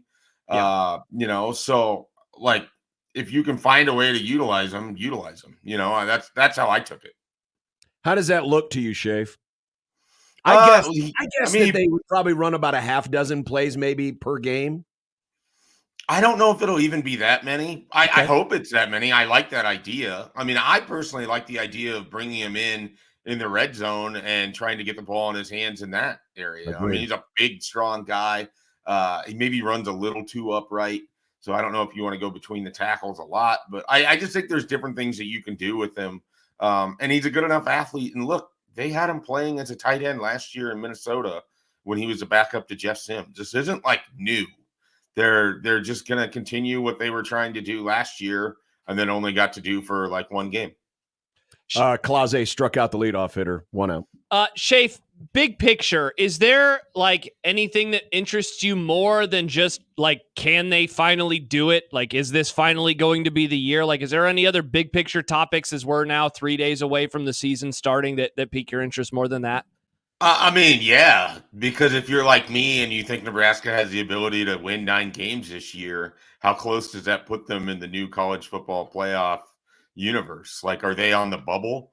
Are we going to have Jack Mitchell like putting out viewing guides going into the last few games? Like, instead of trying to figure out who else can only win 5 games and Nebraska has a better graduation rate, could it actually be like, hey, you need these teams to lose for Nebraska to move up in the college football playoff rankings? I mean, so I'm intrigued by that. I've let my mind wander more with the idea that they're going to be good than with the idea that they will not be good. So I haven't done a lot of like, oh man, this doesn't work. What does that mean in terms of Matt Rule and his future at Nebraska, or Dylan Raiola, or whatever it is? I've approached it, which is generally not my cup of tea, but I approached it far more, cup half full, if you will. Yeah, mainly Jack Mitchell, he has been very taken aback by you and me in particular buying into this team, given how our general disposition has been covering Nebraska for the last 4 or 5 seasons. I know it's thrown him for a loop, and yet he still doesn't want his heart to get hurt by maybe believing us. Yeah, so the problem I have is there's no reason why a team that has talent, a team that has a fresh opportunity in front of them, a team that has a ton of veteran players and a manageable schedule, there's absolutely no reason why they can't have a Minnesota 2018 moment, or Iowa when they've had their 10-2 seasons where they barely scored 14 points a game. Like, the schedule isn't that hard. Nebraska has talent. I think they have 2 positions right now where they are just overwhelmed with talent, where I'm really excited to see guys that are in the 4th, 5th, 6th spots on the defensive line and at wide receiver. Obviously, like everybody, I'm excited to see what Dylan Raiola is as a freshman. But they have a well-built team. I think everyone is so hung up on the fact they lost those 4 games in November, playing their 3rd-string quarterback and their 4th-string running back, and throwing the ball to 5'4" Billy Kemp, and not having any other wide receivers to get them. There's so much animosity for how the year ended that it clouds over the way some people forget that they put themselves in position to be 5-3 with a strong October. I think that is a more real version of Nebraska football under Matt Rule than the one we saw giveaway games against Maryland, Wisconsin, and Iowa, and Minnesota at the beginning of the year too. Yeah. 2-out runner at second with Perez at the plate. An 0-2 count. An 0-2 count. And Clase's pitch. We're disseminating again. Yeah, we're disseminating. Ball outside, 1-2. Cubs are now up 13-10. Oh, wow. I asked Sip yesterday what concerned him more, the unsettled running back situation or the unsettled place kicking position, and he immediately said left tackle. Your thoughts? Let's see. If I were to rank these things, it would probably be kicker, then tackle, running back, tie. I mean, it's hard. I would feel a lot better if they had Teddy Prohaska at left tackle. That's just how I feel about it. We've seen what Turner Corcoran can do and what he can't do. I don't know that there's going to be a big seismic jump for him in this year relative to what he's done in the past. And then more than anything, his pass protection has been a struggle, at that left tackle spot. Now you're trying to pass protect for a true freshman quarterback. You don't want to see him just get blindside smashed. So it's going to be a lot that you're going to be asking Turner Corcoran to do. So I understand why he went there, but holy hell, if they can't get points when they're on the other side of the field, yes, what are we doing? How are you going to win football games? How is your kicking situation devolved into this point? And it's not just this staff. I mean, it's been the last half decade plus of just bad kicking. And I don't even know if Tristan Alvano is going to be bad or if he's just not healthy or what it is, but I don't have any good feeling really about kicking or punting at this point. The phase I'm most concerned about is special teams by a pretty seismic margin. And you play in a conference that prides themselves where everybody else is an A+ and you're an F, it hurts you even more. Well, yeah, and Shape, they had the whole, they literally named their documentary series Chasing 3, and 3 points is a field goal. I felt like with the Frost era, it was so easy to pinpoint why they were so bad at special teams because I just don't think that there was the emphasis there. They have an emphasis, right? Is this just, Is this coaching? Like the coaching isn't good? In the case, I guess, of a kicker and a punter, is it just bad individual or up and down individual? Like how would you pinpoint the issue that this staff has had? And I know they've only coached 12 games so far. Yeah, I would say it's more of a personnel thing than it is anything else. I mean, you're not looking for Brian Buschini to shank a 22-yard punt when you're looking to pin somebody deep. You're not looking for Tristan Alvano to not be able to hit a 37-yard field goal down the middle of the field. So for me, it's just been more personnel. Now, I will say this.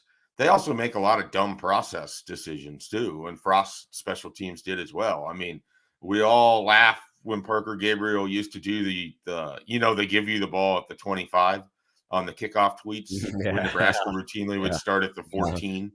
Yep. So it's, some of it is just like, if you're going to be a team that returns it, you need to at least be dynamic and good if you want to do that. Asking Brody Belt to run for 25 yards to get to the 25 when he could just wave his hand and the ball could start there seems relatively dumb. And yet, we saw that happen for several years.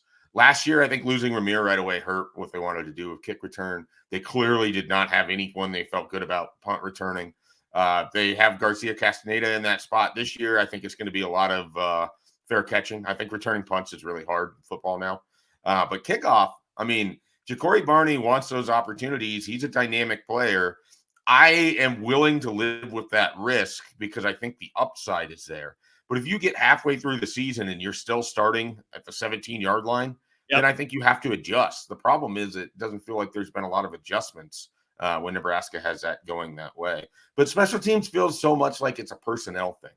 I mean, I just don't, and I'm not a football enough guy to be able to sit there and tell you what Ed Foley needs to be doing differently on special teams. I don't think a lot of football guys are able to tell you that. So I think a lot of it comes down to you need your personnel that you brought in to be better. Sal Perez gave it a ride, but he flies out to center, and the Guardians salvage the final game 7-5. Back in first solo. That's right. All by yourself. Look at that. And Caleb Williams has led the Cubs to a 14-10 lead over the I thought they'd Steelers. have a little more dynamic offense this year. Just 14 points late. Interesting. It is a little iffy there, but Schaefer, the Bears going to be good? I don't think they're going to be good. I think they're going to be. I was just going to say this. They're going to be watchable in a way that they haven't been in years. Definitely. Now, that being said, that's a very low bar to clear, by the way. Right. On the ground. I also kind of need them to get let's see what this looks like in week 6. Because here's the other thing. The NFL defensive coordinators are really good at what they do. Caleb Williams' first go around in the NFL. Yes, they have some talent on that Bears offense, but this is also the same offense that with Justin Fields could not do anything ever. So I'm not willing to say that they're just going to be great offensively right away, but they do have pieces. I mean, they have some really talented weapons. And Caleb Williams, I think, is a really good quarterback. So we'll see how that goes. I really wish they would have invested in Justin Fields. That would have been my dream scenario there. Trade the pick, hang in on Justin Fields. That's what they needed to do. Who is the looking at today's depth chart for game 1, who is the non-first teamer who will have the greatest impact on this season? On the season? Yes. Okay. I am going to go with a guy that I have been high on throughout. And he's second string, but I think he's going to play a lot, and that's Jalen Lloyd. I think Jalen Lloyd is just going to be such a huge asset for this team. I think he's really hard to cover. I think he's made himself into being a pretty good wide receiver. I think that they have a quarterback that I've been told repeatedly by the folks at 24/7 throws as good of a deep ball as anybody they've seen come out of high school in years. I think they have the ability to attack down the field. And we saw what Trey Palmer did to teams. I think Jalen Lloyd can be that. I really do. What's the first Jalen Lloyd I think we've had mentioned in that question? And you've been, like you said, Shafe, you've said his name a ton this offseason. I feel like I have been really, really consistent going back to the spring. Things that got me excited about the spring game was seeing all of that wide receiver talent. That continues to be why I'm bullish on this team. I love what they have on the defensive line. I like that Tony White is back. They have a ton of veterans. But yeah, to me, why this is going to feel different, they have so much talent at wide receiver. So much talent that Jalen Lloyd isn't a nominal starter, but I think he's going to have a few big plays seemingly every game because he has that kind of ability. What kind of production level do you think we're looking at from Dylan Raiola this year? It's the toughest question out there for anybody in this market, because you don't want to go pie in the sky, and you don't want to say, well, 15 touchdowns and 10 interceptions and 2,800 yards. But if he did that, that's fine. But that's probably not enough to win, 8-9 games. I think if he can set, I think it would be a record if he could throw like 25 touchdown passes. So if he's right at 2 a game, so I'll say 24 touchdowns, let's say 8 interceptions, that would be a phenomenal freshman year from Dylan Raiola. I mean, if you can get a 3-to-1 ratio from touchdowns to interceptions there, and then I think he's going to give people more in the running game than what they think, more so in the red zone, on keepers and such. I'm not looking for him to run for 300 yards or even maybe 250, but could he end up with a handful of keepers in the red zone when you're keying on Gabe Ervin or Dowdell or Ramir Johnson or Emmett Johnson or Quentin Ives or whoever's going to play running back? I think that's a possibility. I think you'll forget about Dylan a little bit in the way that teams forgot about Casey. I think he had 5 touchdowns in 2022. I don't think that's out of the realm of possibility for Dylan either. 26 is the school record for touchdowns in a single season. That is so wild. What a small number. 26, is that Tommy Armstrong? Zach Taylor, 2006. Okay. Big 12 Offensive Player of the Year. Yes. With like a 52% completion percentage. No, that was his first year. His second year, he was around 60, yeah. Yeah, okay. I'm trying to remember what the exact number was. But consider that prior to this century, the school record was 20 touchdown passes by Vince Ferragamo. Wow. And, and really, no one really threatened that. Yeah, not to go too far past this season because they still have to play a whole year. But, I do wonder if we'll be talking at any point, can he get to 35 in a year? Can he get to 4? Is he going to be that quarterback / is the offense going to allow that to happen at some point in his time at Nebraska? You keep stacking wide receiver talent. And here's the thing. If he comes out and plays well, there's so many people at my company in 24/7 who feel like Nebraska could just be the scariest portal team this next year because everybody knows who Dylan Raiola is. So if he looks good as a freshman, you're going to have all these people who played with him or went to camps and have caught passes from him or have gone against him as defensive backs, whatever it is. He is as public of a person as Nebraska football has had since Amir Abdullah, on their roster. And I even probably more public than Amir Abdullah. Because he's a quarterback, in a lot of ways, because he is a quarterback. That it is hard to put in numbers or in words exactly what a just good Dylan Raiola freshman season would mean for Nebraska's talent acquisition going forward. All right, before we get your season prediction, we're doing our 10 questions this week, and one of those 10 questions will be, what is the most exhilarating win? The answer is the Cubs beating the Pirates today, 14-10, and most frustrating loss of this season. Most exhilarating win, most frustrating loss. I think the most exhilarating win is going to be when Nebraska caps their season at Kinnick Stadium on Black Friday with a win at Iowa, and not just a win. It's going to be similar to when they won in 2022, and you're going to see Nebraska throw all over the Hawkeye defense. They can't stop Jalen Lloyd. They can't stop Isaiah Nair. If you throw it deep on them, that's what's going to happen. Visions but they of don't Trey throw Palmer. the lead late. Nebraska's whole wide receiver core woke up pissed off that day. That's what it's going to be on Black Friday. So that sounds a lot like a prediction to me. Oh, you want me to put it on the list, Nick? Get the eggs for Shafe. Yeah, get Shafe, this is your first list item. Congratulations. Thank you. But what do the I most get out of this? The undying respect. Me laughing at you when you're wrong. And if you're right, you can say, Nick, you're an idiot. Oh, well, these are things that I couldn't imagine being able to do in my life. So. What's the most frustrating loss? And here's the one that's going to make people mad. Nebraska's first road game, they got to go to Ross-Ade Stadium, West Lafayette. Purdue and Ryan Walters laying in wait. They'll have some gadget defense ready. They'll trick Dylan Raiola into a bad game, and Nebraska loses their first road game this year against Purdue. Sleepy. That'd be such a sleepy loss. 11 a.m. Well, noon because it's East Coast time. I mean, outside of that one time that Purdue beat Ohio State in prime time, does anything Purdue do not sleepy? No. It does look like a sleepy atmosphere. It does. It's weird to see games played there after dark. It should always be 11 a.m. There was that whole third, fourth quarter in 2022 where Trey Palmer and Purdue's offense just went back and forth. That wasn't sleepy. That was kind of fun. Yeah. Trey had almost 300 yards that day, didn't he?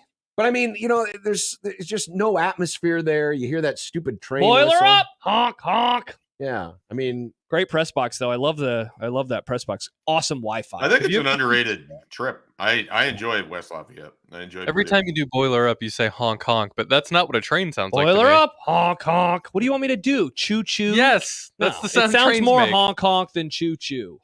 It's lower. Honk honk, choo choo. I guess I could do that. We have a bunch of 7 and 5s and 8 and 4s on our expert prediction board. Yes. But somebody thought that there might be an outlier, and that outlier was identified as Mike Schaefer. Is Mike Schaefer going to be the outlier? Mike Schaefer is going to be the outlier. Mike Schaefer has Third Nebraska with 9 wins this season. Wow, 9-3. Wins over Wisconsin, Iowa, Colorado, Illinois, Ohio State. Rutgers. No, the Rutgers. Not Ohio State. Not 9. USC. So wait, Jake, you have them. 3. You have them 6-1 then going into Columbus, right? I do. Oh, big noon kickoff. Man, it'd be fun if they made that interesting this time and not getting bludgeoned. That'd be fun. 9-3. Up is down, left is right. Wow. The sky is the ground. Mike Schaefer is the ultimate optimist so far. Yeah. I love it. I I'm love bought to in. see it. They're going to be good. Boys. This is amazing. Shape is Hust AF. Nice. Well, he does It's have a kid. past time for them to win football games. So It I is agree. past time. Let's all have a fun season. That's what I want. I just want a fun season for once. I just want everyone to have fun. Yes, as long as it's not the other teams. Nebraska. We want Nebraska to have fun this And year. Iowa. Not Iowa. And Northern Iowa. Not Northern Iowa. Definitely not Northern Iowa. Why is Nick's mic even on? Yeah, Good good. Yeah. question. You know what? Here we go. Very good Bye, question, Nick. Shane. There we go. All right, Shafe, thank you much. Appreciate it. Congrats on the win today. I know you lost ground to the Royals, but hey, you're still in first place. It's all you do, whether you win by 1 or win by 11. It doesn't matter. You just got to take the division by 1 game or a Bingo. tiebreaker if they win, tied with the Twins. That works too. That's true. Good There you point. go. See you, Shafe. Bye, All right, Shay. guys.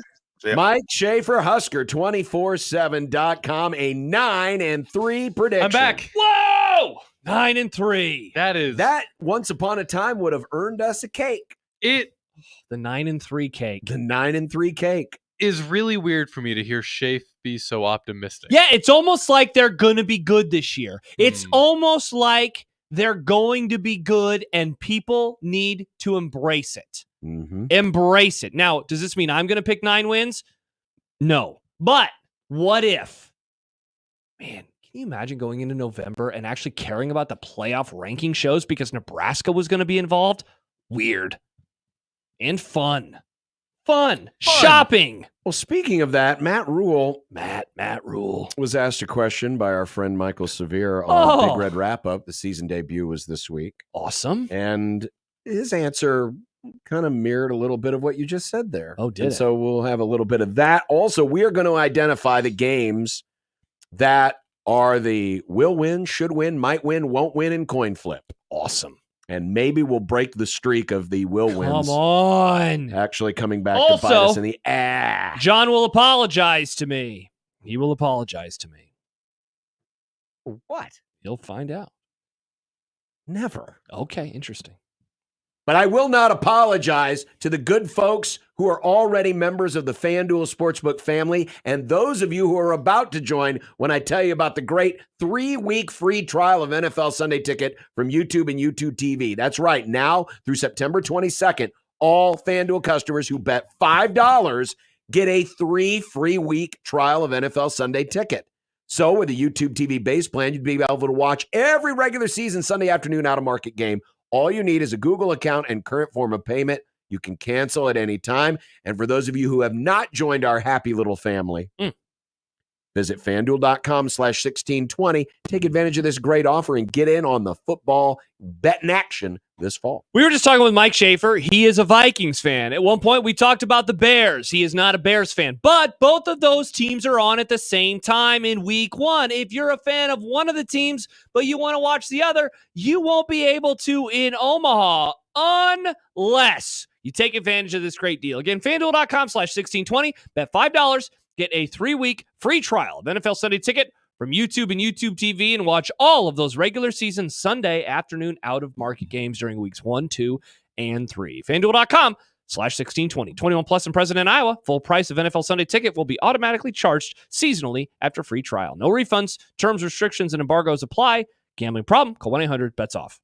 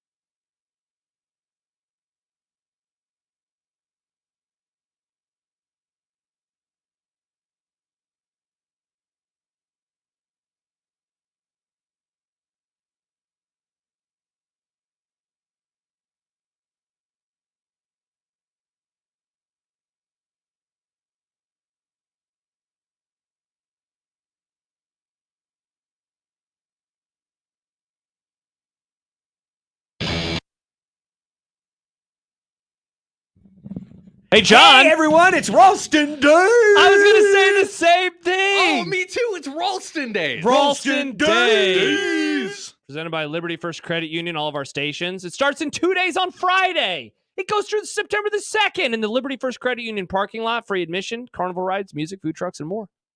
Beer. It doesn't say that on the copy. Are you sure? Yeah, there's a beer garden. Okay, Yes. I just want to make sure. I promise you there's a beer garden. All right. I just want to make sure. And in that beer garden on Saturday. And soft drinks for the children or Perfect. adults who are driving. You'll be able to Please watch the designated game driver. also from that beer garden on Saturday. John join us Friday. Yeah. Liberty First Credit Union. Saturday and Sunday and Monday. Well, not I won't be there. But join them on those days.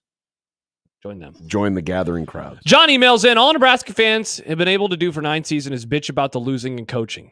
If Nebraska wins 9 games with wins over both Wisconsin and Iowa, what are we going to bitch about? Corcoran? People will find something to complain about. Don't you worry. Well, if I know something about this fan base. I mean, yes, but don't worry about that, people. If Nebraska goes 9-3 this year, don't worry about what other people might bitch about. Let it just roll off your back because it will be a very successful season. There you go.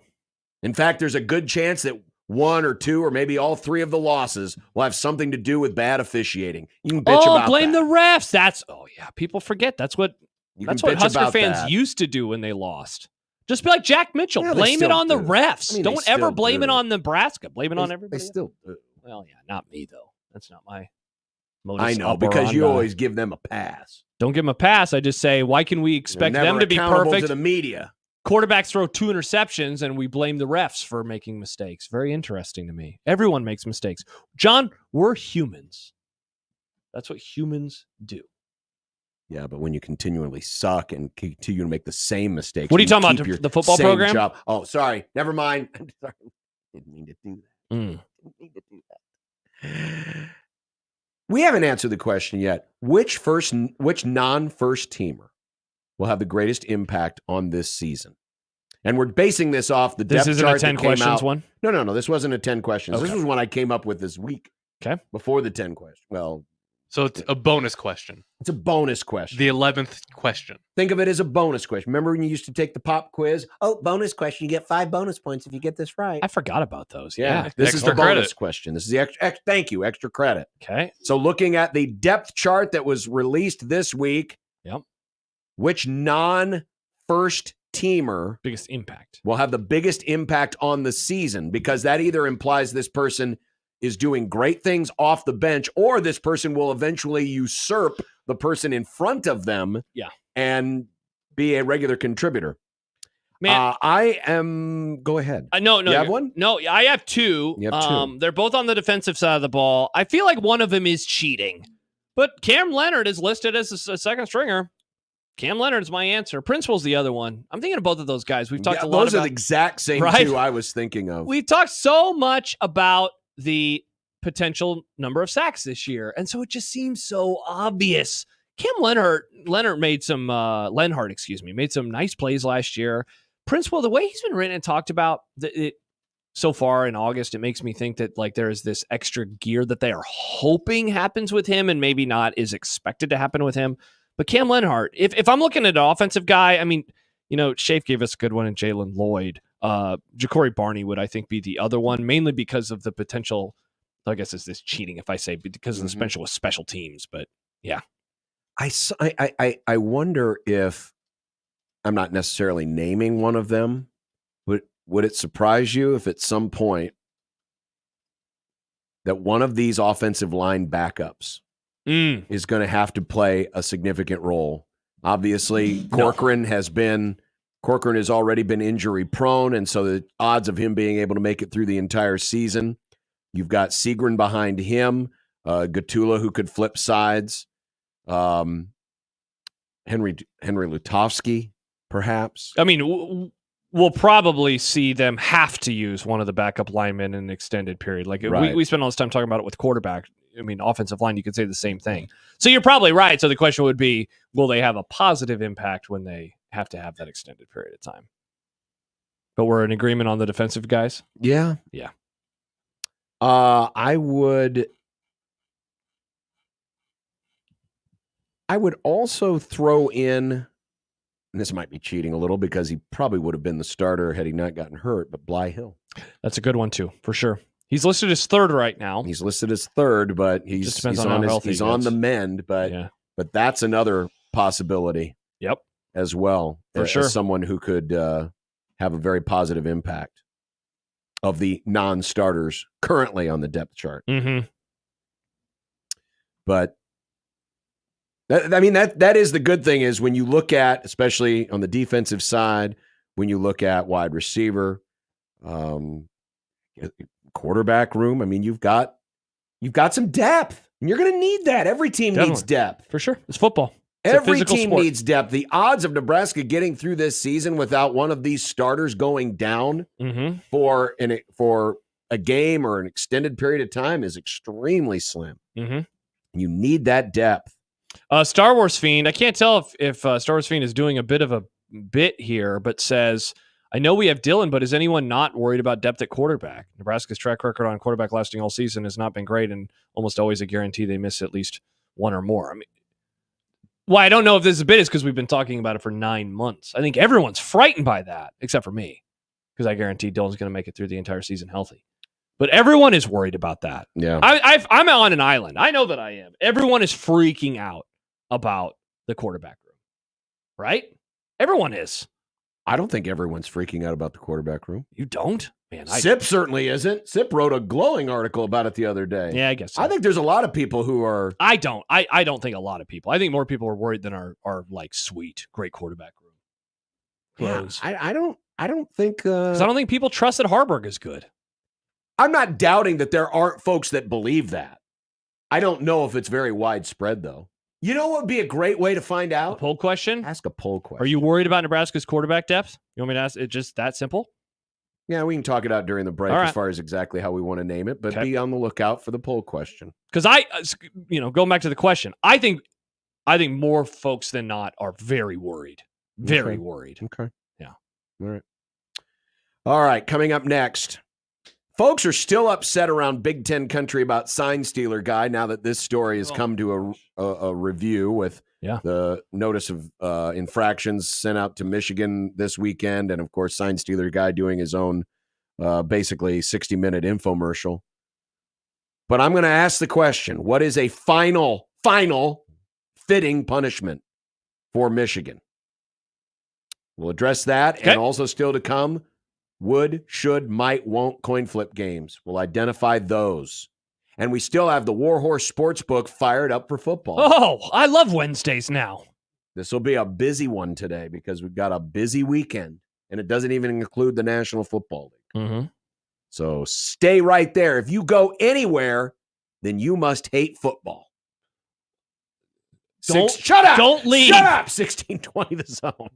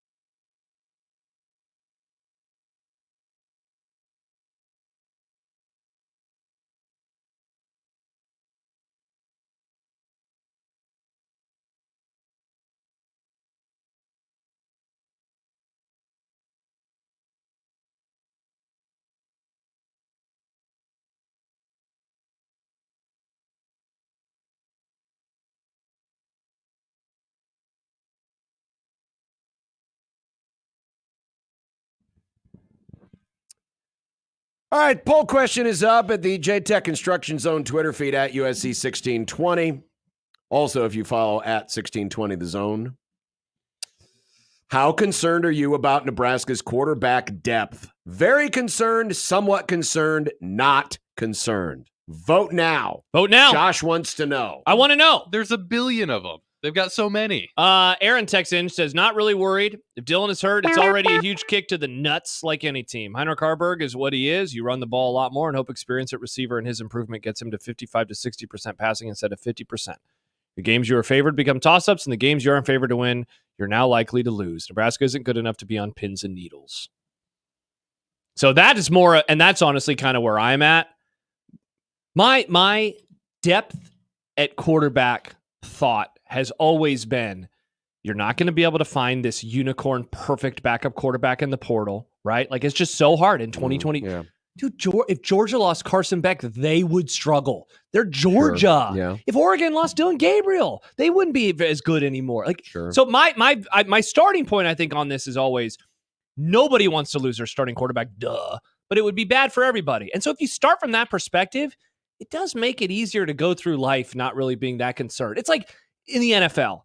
Are you pumped if Matt Stafford goes down? No, your season's in the tank anyway. No, we have Jimmy G. That's right, you have Jimmy G. There's nobody out there that you could be like, after the second backup week that would be able to get us our goals. Yeah. Your goals would have to change. And so that's why I am not like, oh no. It'd be more of a bummer just because I want to watch Dylan Royal play football. Not so much because, oh, they didn't get Casey Thompson out of the portal. That wouldn't have changed anything either. Well, this week, of course, Sign Stealer guy is back in the news. And there was another story today. Our friend Scott Docterman of The Athletic talked to some Big Ten assistants, not Ohio State assistants, other schools in the Big Ten, to ask them, about their opinion and, whether things have been adjudicated properly. And one assistant coach in the Big Ten, whose squad was one of the teams spied on, said, I think their sign-stealing operation was a big deal. It cut at the integrity of the game. I know some people say it wasn't a big advantage, but it was. On game day as a coordinator, I don't want to hear from anyone who doesn't have valuable information pertaining to the game. Connor was talking directly to the coordinators. That tells you what he had to say was important. As far as Harbaugh is concerned, not a single head coach in the country would allow a recruiting staff member to be talking to his coordinators on game day. Somehow Connor was allowed to. Another assistant coach in the Big Ten said, based on the public info, it's surprising there's been nothing added to their penalty. I do believe there will be, but the NCAA loses credibility when nothing is done or said, and everyone is left wondering. Right now, the punishment does not fit the crime. There are more folks involved. So there's some of the other reaction around the league. But there is going to be a punishment, though, right? Like, I would say there hasn't been anything done yet. I think because, isn't this more about the research that they did to find out everything that they could? But what would be a final fitting punishment for Michigan? Well, always in these situations, and we've talked about it before with teams that have lost titles, right? Like Louisville. I think that stuff is ridiculous. And so this is, save me with the Michigan, Josh loves Michigan crap, because it's not with that. And I'm speaking generally, not to you, but Louisville lost their title. Do I think that they did? No. They're the national championship team in my mind. I'm talking about basketball when they got that taken away. So one of the things you always mention is pocketbooks. That's where you can hurt somebody. Yeah. I am always wary of, and when my thought on this change was after the Sandusky stuff, I'm wary of punishing the players who were there. And look, did they gain an advantage? Probably. How much of an advantage? I don't know. I get it. But I'm wary of punishing players with like bowl bans or anything like that. Scholarship limitations. I don't think it would hold up in court anyway. So I always think of pocketbook, and they do have a head coach now who was definitely involved. Well, sure, he erased text messages. Yes. You can do something with him. You can suspend him for a year. He's already been suspended before. So I'm talking about Sharon Moore. Yeah. So I think that I don't know what a proper fine would be. Well, the argument against a fine would be, that will affect the entire athletic department, thus it'll hurt athletes. They'll be fine. They'll figure it out. I would say you suspend the coach. I think you suspend him is what you do. Just like if Harbaugh was still the guy, they would suspend him. And I think that they would. Well, they've given him a show cause. So. And they suspended him for 3 games last year on top of the other thing. Like, my guess is that if Harbaugh was around, he definitely would have lost a year. I think that he would have lost a year. So if Harbaugh's going to lose a year, I bet Sharon Moore. Because, again, I am someone who thinks that the coordinators actually knew more than he did because of plausible deniability and because of the direct access. So I think you could make a very good argument, a good case. Sharon Moore should actually get suspended harsher than what Harbaugh would have been. Does that mean like a year in a game? I don't know, but certainly you could make an argument for an entire season. Yes, I would definitely look at a big fine, like in the how big? In the tens, 8-figure category, at tens of millions of dollars. Yeah, big. Didn't you say 50 million one time? I did. Okay, I was going to say I thought for some reason 50 was bouncing around in my noggin. But I would say something like that. Now this one's a little tricky because obviously the governing body of the playoff isn't the NCAA. But if you could, because there's a part of me that thinks that, I mean, Michigan needs not only be punished for the actual transgression, but then the brazenness and arrogance with which they have gone about defending themselves and pushing back at every turn and basically acting like a certain coach from Boulder, Colorado, crybaby bitches. I would like there to somehow be an official asterisk placed next to Michigan's name in the record book. In the national championship. Yes. You don't take away the title. You're not going to go through that. So it's like Roger Maris's but home just run record? literally put the asterisk there, and in the official record book, it says Michigan wins a national title, but improprieties and sign stealing, some legalese how you could write it up. I don't know how Real you quick, do it. is there an actual record book? Is there a book? Nah, I mean, that's the whole thing. Put it on the Wikipedia page? But I mean, if you go to the official college football playoff record page, it would have an asterisk. It would have an asterisk. On the website, yeah. Any place where it's acknowledged, you would have, it's like put Pete Rose in the Hall of Fame, but mention it on his plaque. Yes. Whatever's on Wikipedia, someone would put a little footnote saying it. They put an asterisk. Yeah. There's something about that scarlet letter that because then that will sting the people at Michigan, because they don't. People at Michigan. Because there's one thing about people just saying it's the way it is, but when it's officially in the record book and it shows that, it takes a little something away. Again, you got the title, you got the trophy. We're not asking for any of that back. You can have as many reunions and celebrations and all the other stuff you want. But in the whole of the country, it will have an asterisk next to your name. Let me read a couple comments because I was going to ask a question along these lines. Andrew says, doesn't each team go to lengths to steal signals? Some are just better at the craft. I don't know why this needs a punishment because they want a title ?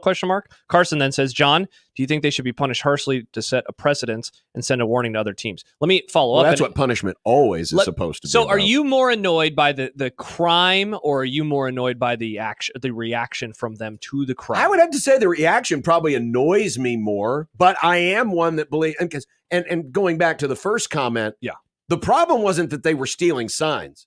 The problem was they were sending people to games and had a network of spies working for them in the stadium. That is a no-no. You cannot do that. Yeah, see, so like that's the violation. The violation isn't they stole signs, because people watch the video and they sync up the tape and whatever they get off television, or if you got someone who's really good at their job standing on the sideline looking across at the other team in game.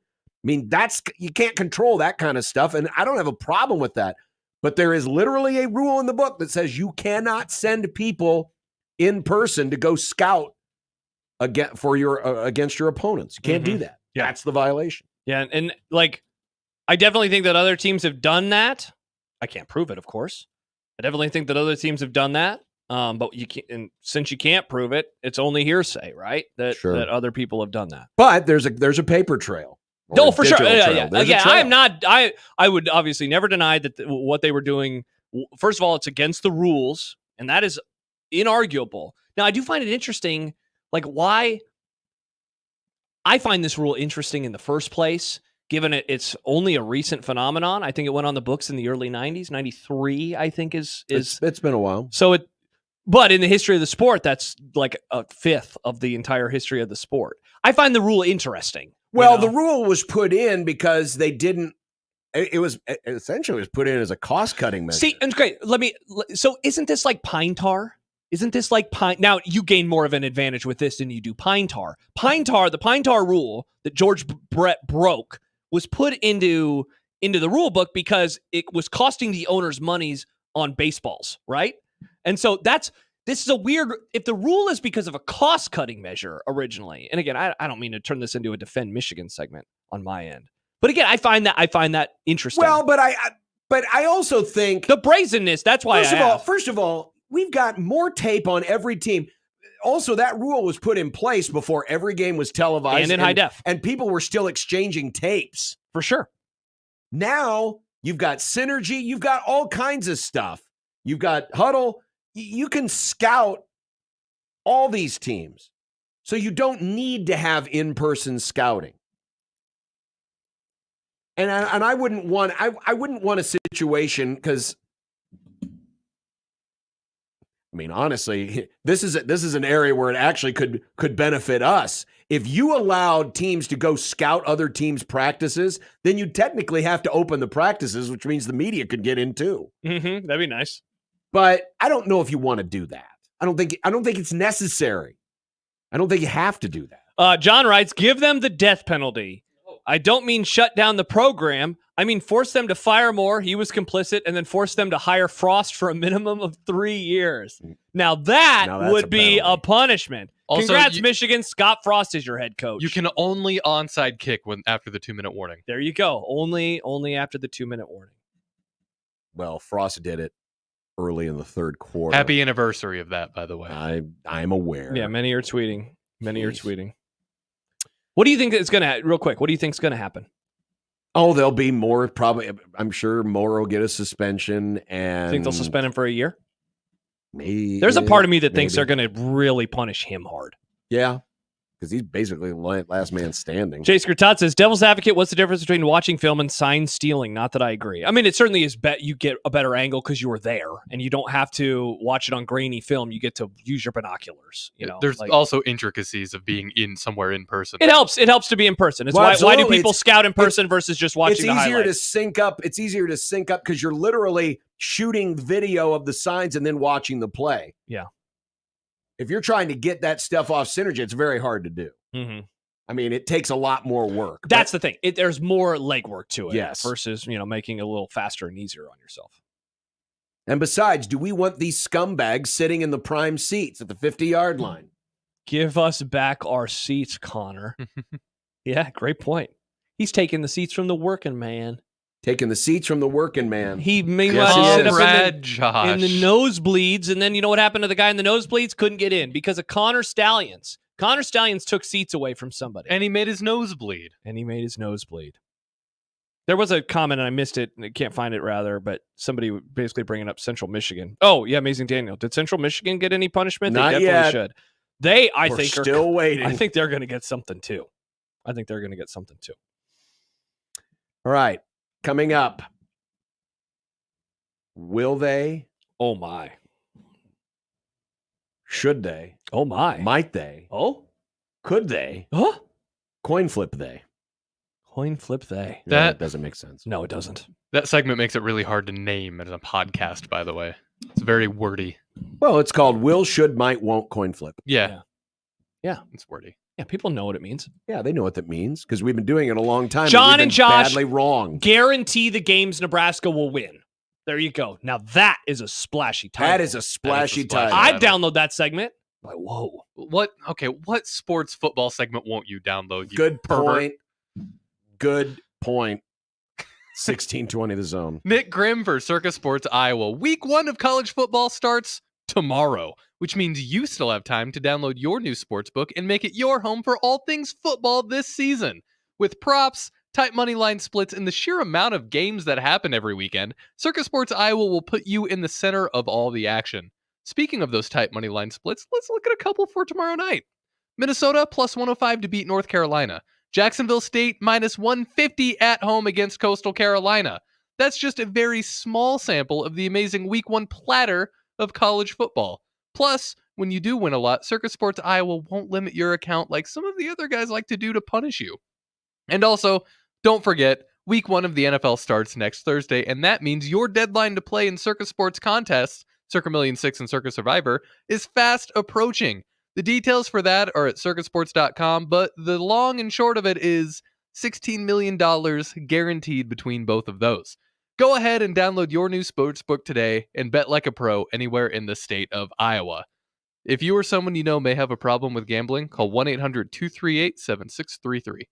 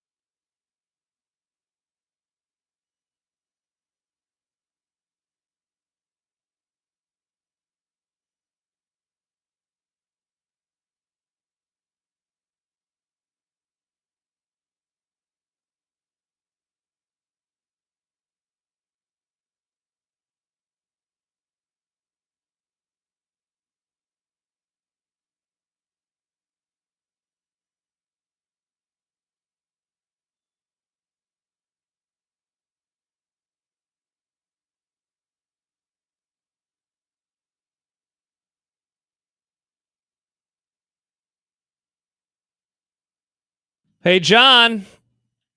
Hey, what? You know, the warm days are thankfully almost over this week, and it's a reminder that fall is around the corner. 1620 The Zone is giving our friends of the Grum a chance to win 2 2024 season passes to Vallis. All they got to do is go to 1620thezone.com right now to enter. It's a long season, too. I think it starts this weekend. We looked it Well, up yesterday. It's time. Allow me to revel a little bit more in our thrilling victory today. Apparently, old Livy Dunn is now shading her future hubby's Shaving? teammate. Shaming or shading. Why is she shading her future hubby? No, not her hubby, but her hubby's teammates for losing in dramatic fashion to the Cubbies today when they blew a big 7-run lead. I mean, I would do the same if my teammates blew a 7-run lead. Oh, but that's a no-no because you don't call out your husband's teammates. But apparently she did. I don't think he's long for the Pirates, Once he's the free agency, he's going to go to the Yankees. Well, the free agency is not going to happen for like 5 years. And because they, manipulated the whole oh God, what the hell's the title? You guys still talking about baseball? Can we get over this crap and talk some football again? No, because not only do I get to have some Cubs celebration, but I get to have some Livy Dunn Schadenfreude. Nick, turn up the video because maybe you should have married one of the Cubs. It's time for John to apologize. Why, you ask? Why? Well, let's click play on a little ditty, and then we'll find out. But you put Minnesota in here, even though the Gophers are a 7-point favorite. But I mean, 7-point favorite is a coin flip to me. Not to me. Well, then you're an idiot. I'm not an idiot. 7-point spread isn't a coin flip. How is a one-score game not a coin flip? What? That was a year ago when we were at Oscars, which is where we'll be tomorrow. Wings, rings, and football things. John said a 7-point game is not a coin flip. But then our new best friend in the history of the show is a program friend, Kelly Ford, tweeted at us earlier on the J-Tech Instruction Zone Twitter feed. 7-point games in college football are a coin flip. Obviously not an exact science, but one possession projected games are very volatile. John, get on your knees and apologize. I want you to say I'm sorry to my face. Say it. Why would I apologize? Daddy's home, lick, lick, lick. All we had was Daddy's home, lick, lick, lick. All we had was a semantics debate. Are you saying Ford is bad? No. Well, say that to his face. Friday. I am Team Chevy, winning his brand in NASCAR. but that was merely a semantics interesting debate. Whereas somebody else in that exact same segment from a year ago too? Oh no! Where somebody else Too bad he didn't upload it soon enough though. Now you gotta kill time. Exact same segment. When we were doing this exercise of will win, should win, might win, won't win, or coin flip, put the Colorado Buffaloes in the will win category. Curses! And guess what didn't happen? That Nebraska did not will win. No, they didn't. They will lost. They did indeed. So it is you who must apologize to the whole of Husker Nation for artificially inflating their hopes. I will if you do to me. I'm not. Why should I apologize to you? Because you were wrong. You called me an idiot. You're the idiot. No, you actually called me. I called you an idiot in the video. Yeah, that's true. Husker Nation, I'm sorry. I let you down. I will not let you down this year. Josh, I'm sorry I let you put Colorado in the Oh, you jerk. Wade says, I totally want to hear a promo of Josh saying, John, get on your knees. Nick, there you go. Little idea for you. I admit. Previously on Unsportsmanlike Conduct. Or what if it's a graphic? 7 point. Yeah, one score game should be a coin flip. All right. Sweet. That's funny. I was doing this exercise this morning while sitting next to Riss, and she was like, so how are you proven right or wrong? And I was like, it's not really that. It's just more, I mean, we can be proven right and wrong about will and won't. Yeah. But otherwise it's just kind of it's a sorting mechanism. It is. It's a sorting mechanism. Yeah. What's this? This isn't should win, will win, might win, No, won't it's win. not. But the folks at the Bud Light are trying to get back into the good Bud graces of Kid America. Rock. Because they've lost a lot of market share. Because their beer sucks. Not good beer. Well, I mean, the beer hasn't really changed, but they certainly did some things that ticked off a certain percentage of their fan base. I remember. A fan base that has AK-47s, apparently. But they have come out with college. They've done this with the NFL teams. Yeah. Now they have college branded Bud Light cans, but and not bottles. all the teams. No, and Nebraska's not one of them. Was it because they don't serve alcohol in Memorial Stadium? Oh, that's actually a good question, Nick. I don't know. I don't think it's that. I just look at that beautiful Iowa Hawkeyes can, that Iowa State can. John, I'll give you a take. Yeah. And I'm not a Miller Lite guy. Not a Miller Lite guy. Yeah. And you'll understand why I'm going to have this take. Yeah. I think a white beer can looks clean AF. And that's why the Wyoming one is the best one. I was drawn to that. And I don't even like Wyoming's colors, but I think that Wyoming can looks good. I think the UK one, the Kentucky one. Yep, that one looks solid too. Oh, John loves UK. And I think black looks good too. The Iowa, the Texas Tech, not the Missouri. That one looks stupid. But the I Texas one looks dumb because Texas looks bad. Oklahoma looks bad. But I think that the Kansas Wyoming one actually cool. looks like a Bud Light can because it does. Bud Light cans are. It's that royal. It's that blue. Yeah. Blue. So Iowa fan, Kansas fan, Iowa State fan, look for your specially branded Bud Light cans. Of course, if you're in Iowa, you should have done this with Busch Light because that's what they drink. Exactly. That's propaganda. Yeah. No, it's not. A lot of people do, but that's not all Iowans drink. Yeah. A lot of us are Coors Light heads. I like Coors Light. I like Busch Light more, though. All right, we doing this exercise? Surely, Muldowney. Let's do it. So, this is the exercise that we have been doing since, I guess, 2018. I didn't realize it goes back that far. Yes. But it's will win, should win, might win, won't win, coin flip games. So this is our sorting mechanism. And to clarify, a won't win is anywhere between 1 and 20% win probability. A might win is 21 to 40% win probability. A coin flip is between 41 and 60%. Should win, 61 to 80% win probability. And a will win is above 81%. And according to our buddy K Ford, who will join us on Friday. Yes, and who proved John to be wrong. He actually does assign, when we do this, it's just like a gut feel. It's based off of vibes. Yeah, it's based off vibes. We don't have a computer formula. K Ford does. In fact, he lists his games by win percentages. Yes. And so using his percentages, the will win games are UTEP and Northern Iowa. Which I'm guessing that the majority of our audience would agree with that. I would. Yep. The should win games there are 5 actually of them. The most populated. So this is, again, by our definition, 61 to 80% win probability for Nebraska. Illinois, at Purdue, Rutgers, at Indiana, UCLA. Purdue. The coin flip games. Oh, boy. Are only 2. Oh, boy. Colorado and Wisconsin. The might win games. So now we're in the likely to, or not likely, but more likely to lose, 21 to 40%, USC and Iowa.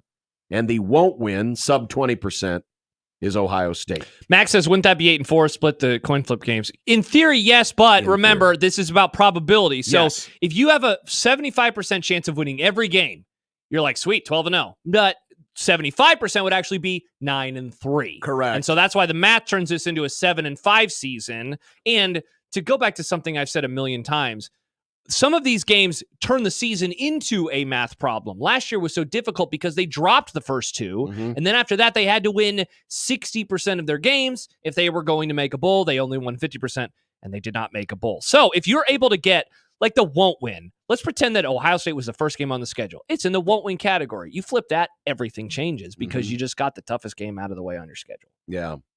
K Ford's projection, which, by the way, believe it or not, even after a scad number of games this weekend in college football, he's already updated all of his charts. Nebraska's win projection actually got bumped up a little bit. It's now even 7-5. I think it was like 6.9 wins. Nice. In his preseason survey, but now it is a straight 7-5. So that's his projection. And again, like Josh said, it's based on win probabilities. Yes.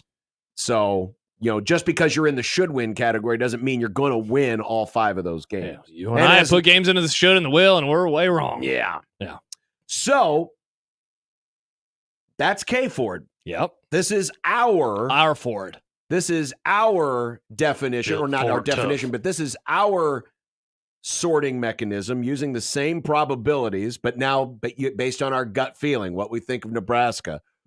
At least this is how I look at it. How I look at Nebraska, how I look at the opponent. Also, where the game not only falls home and away, but also where it falls on the schedule. 100%. Real quick, Carson says, how do they determine a win probability? Win probability is based off of mean, he has all sorts It's of his formula. It's no different than Bill Conley. Yeah, it's just, how good he thinks a team is based off of a variety of factors, how good the other team is based off a variety of factors, where the game is played, puts it into a formula, spits it out. Yeah. We'll get to Kelly's definitions in just a minute, but here's mine. And I've got some arrows. Oh, that's fun. Showing my differences, and this is my differences from K Ford. Okay. Mm-hmm. So I agree with K Ford. The will win games, UTEP, Northern Iowa. Let's go. The should win games. Go Panthers. I actually moved 2 teams out of the should win and into the coin flip category. Whoa. I moved the Rutgers and I moved the Indiana games into the coin flip category. Okay. I moved the Wisconsin game That's spicy. from the coin flip to the should. That's spicy. I'm already on record as saying Yeah, Nebraska's winning this game. Wisconsin's going to have a bad year. What? Real quick, why move Wisconsin up though? Well, because I think why not I think they got a better chance of beating Wisconsin than they do Rutgers. What about Indiana? What's up with you being Indiana pilled? Indiana is a road game. I think Indiana. You like the cut of Signetti's gym, don't you? I think Indiana could be dangerous. Jib. I don't like the cut of his jib. He's talking a massive game right now. I think Indiana can be dangerous. All those JMU guys. I think Indiana can be dangerous. I think they're better suited for success earlier. I'm not saying they're going to win, but I think it. Okay. I think it's a coin flip. Okay. It's a road game. Mm-hmm. For sure. It's going to come at the very end of that, 7-game stretch. Definitely. Where things could be flying high. I just, I just got a gut feeling. As positively as I think of Indiana, I think negatively of Wisconsin. Travis says, I think it's super lame Nebraska has to play 2 games in the state of Indiana. Yeah, they do. Yeah, they do indeed. Too bad they didn't play Notre Dame. Oh, that'd be sweet. I also moved Iowa up from the might win to the coin flip. Now, explain yourself there. Or is it as simple as all of the games are always close, so it's going to be a literal coin flip? They're always coin flips. They are. They definitely are. They're always coin flips. And I would not be surprised if by the time we get to November, after, we've had a lot of data points, that because right now K Ford's got it as a 37% chance of an Iowa. Yeah, and that's the thing. I'm sorry, 37% chance Nebraska wins that game. It'll change. I bet by the time we get to that game, it'll be in the 40s. Oh, baby. Which would put it by my definition as a true coin flip. And you're not calling a Creighton game that day because they're playing Saturday, so you get to watch it. Oh, they can put you on the overreaction schedule if you want to. Yeah, I'm sure the wife would really be excited. She'd be pumped. She'd be pumped. Like, hell yeah, I don't have to hang out with John. Ryan says, Schaefer got in my head. Now I'm worried about at Purdue. Schaefer picking a loss. An L. He did pick in a West loss Lafayette. With Purdue. So there's my definition. So again, will win, I've got 2 games. So he said Schaefer. Should win, I've got 4. Coin flip, I've got 4. Might win, USC. Won't win, Ohio State. Okay. Here's Josh. And Josh has only a couple of differences from K4. Oh, handshake me. Yeah, so obviously, like you and him, UTEP, you and I up in the will win. I bumped Purdue up. Sorry, Mike. Schaefer, as Ryan spelled it. I'm down on them. I'm very down on them. I understand the reasons why maybe that could have been in the should category, given it's a road game and a sleepy atmosphere, yada, yada, yada. It will be the first road game. Yes, it will. Yes, so it'll be Dylan Raiola's first road game. So, yeah. I mean, and from that argument, I could see that being more of a danger than Indiana, but I think Indiana's a better football team. Yeah, and so Indiana, I have in the should category, along with K Ford. God, I basically agree with him on everything, don't I? And I sent this before he even gave us, or you put out that graphic, which is nice. I have Illinois on the Friday night. I have UCLA, who, again, I think is another one of the worst teams in the Big Ten this year. I do indeed have Indiana. I know we've joked a little bit about Rutgers. I have them in the coin flip category, mainly because in that stretch, in the conference stretch before Ohio State, that is easily the toughest game, in my opinion, that is on the schedule there. I cannot in good conscience put Colorado anywhere differently than in the coin flip category, even though I think Nebraska is the better team. And Wisconsin, look, I definitely think it's on the table. But those games are always coin flips too. If you're going to do the same thing for Iowa, I'm gonna do. Yeah, but that. I think Iowa's going to have I think Iowa's got a good football team. Yeah, but I mean, Wisconsin wasn't very good last year, and they beat Nebraska. John's Iowa Bills. And the year before. You forget Nebraska was playing Chubba. They're in their heads. I think they're in their heads But more they than ain't anyone. Dylan. They ain't in Dylan's head. That's true. That's true. I put Iowa. I think you presented a very good argument, and anyone who says Iowa deserves or belongs in coin flip, I don't have a whole lot to stand on with this. Mainly, though, I just don't think they're going to win the game. And so that's where it just kind of turns into a gut of, if I don't think they're going to win the game, I'll put it in the might win category, even though there's a very real chance that they will. They beat them 2 years ago, and that team sucked. All of the Frost teams almost beat them, and all of the Frost teams sucked. Last year, almost beat them. And the quarterback, basically, it was a handoff to the linebacker. He said, here you go. And he said, oh, thanks for the football. Let's go down and kick a field goal to win. And yeah, Ohio State, obviously, they're not going to beat Ohio State. Are we going to be wrong on USC? Like, everyone would probably have USC in the might win category. We barely even mentioned them in this whole exercise. We talked more about Indiana than we did USC. Should they be in the coin flip category at all? Could we talk about that? Could they be in the bottom one, or are they in the correct one? No. I think they could, because, and I mean, that's a game. Remember, USC's got a bear of a schedule that's coming in the latter third of the season. Yep. Their schedule's brutal, man. Nebraska's coming off a bye. Is that right? I think they both are. That's when because remember, Nebraska never has a rest advantage this whole year against a team, because when they're off, the other team is off too.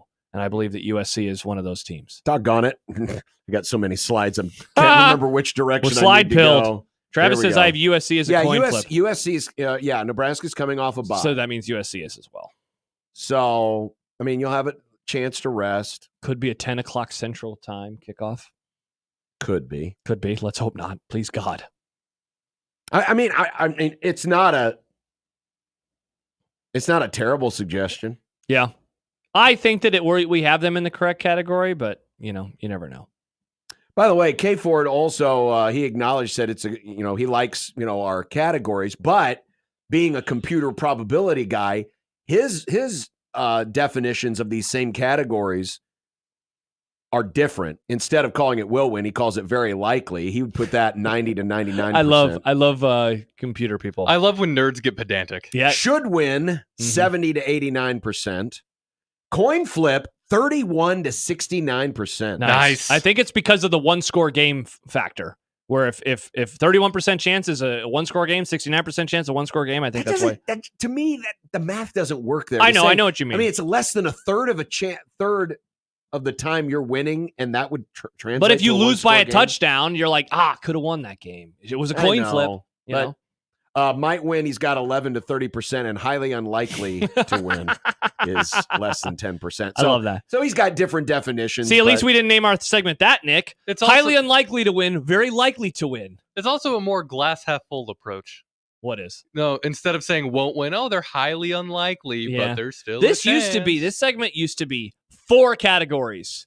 Coin flip was a late addition. That was something I can tell. I only added that a couple of years ago. Because it used to roll like it. No, because it rolled off the tongue better. Will win, should win, might win, won't win. It forced you. I liked it because it forced you to do something with it. That's a coin flip is better for, Yeah, because it explains this program has played so many of those damn games. 100%. Now they've lost a lot of coin flips. They're very bad at the coin flip, but 100%. They're like, like Chevy Chase, in Vegas Vacation. Nice. Always losing. Nice. Nebraska, the Clark W. Griswold of coin flip games. But Good maybe reference. that changes. Good reference. Maybe that changes. You know what else changes? People. Time makes the you leaves, older. they turn brown. I saw a children tree get older. today on the way here where the leaves are already turning red It's 100 degrees. How is that possible? because these trees are confused. I don't know. I'm serious. Because I saw saw some You know leaves. why? Because they've probably been listening to your sorry ass taking away my summer since May. They're like, I guess it is football season this weekend. Time to look different. So, but coming up next, Warhorse Sportsbook presents Fired. Fuff. Oh, what a segment. Yes, we've got a busy slate of college action and some helpful. In fact, we've tweeted it out from the JTech Construction Zone Twitter page. You can see some of the highlights of this weekend's schedule. Brought to you by Warhorse Sportsbook. Next on 1620 The Zone.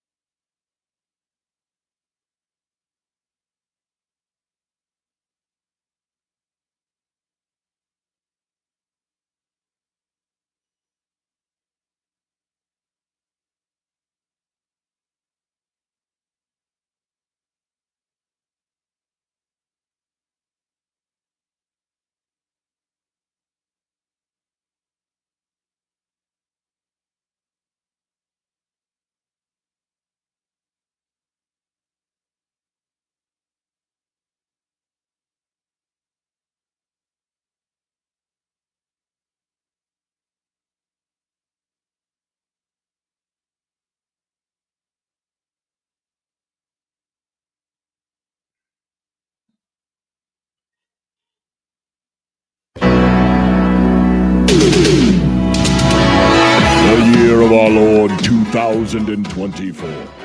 A year that promises great change and great conflict. The accusations are already streaking across the rhetorical skies. The citizens are restless. It is a time of civil war. In college football, a new 12-team playoff marks a new chapter. An entire league has crumbled, and in its wake comes 4 mega conferences seeking to restore order to their championship games. How will ties be broken? Draw cards, a vote, a coin flip, an arm wrestling match?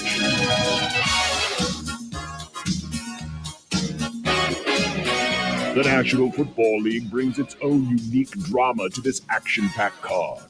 The Chiefs go for an unprecedented three-peat. A new kickoff will restore action to special teams. And Aaron Rodgers will attempt to set a personal Jets record of 6 plays in a single season.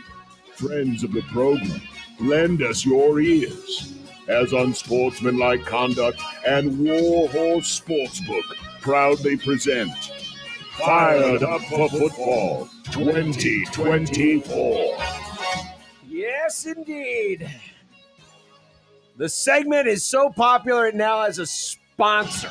Awesome! Warhorse Sportsbook brings you fired up for football. This is actual week 1, not that fake crap from last week. What? You mean the fake crap that had a game that almost drew 5 million viewers? Not a TV ratings guy. I mean, it was like an appetizer to an appetizer. Nevada and SMU was a great game. Florida State, Georgia Tech, great game. How you get Montana State, you know how some restaurants you grab the mint on your way out the door? This was like grabbing a mint on your way into the restaurant. Oh. That's what last week was. But this week is actual dinner. There's actual dinner. Do it. So get your little LSUfootball.net ready because GOAT.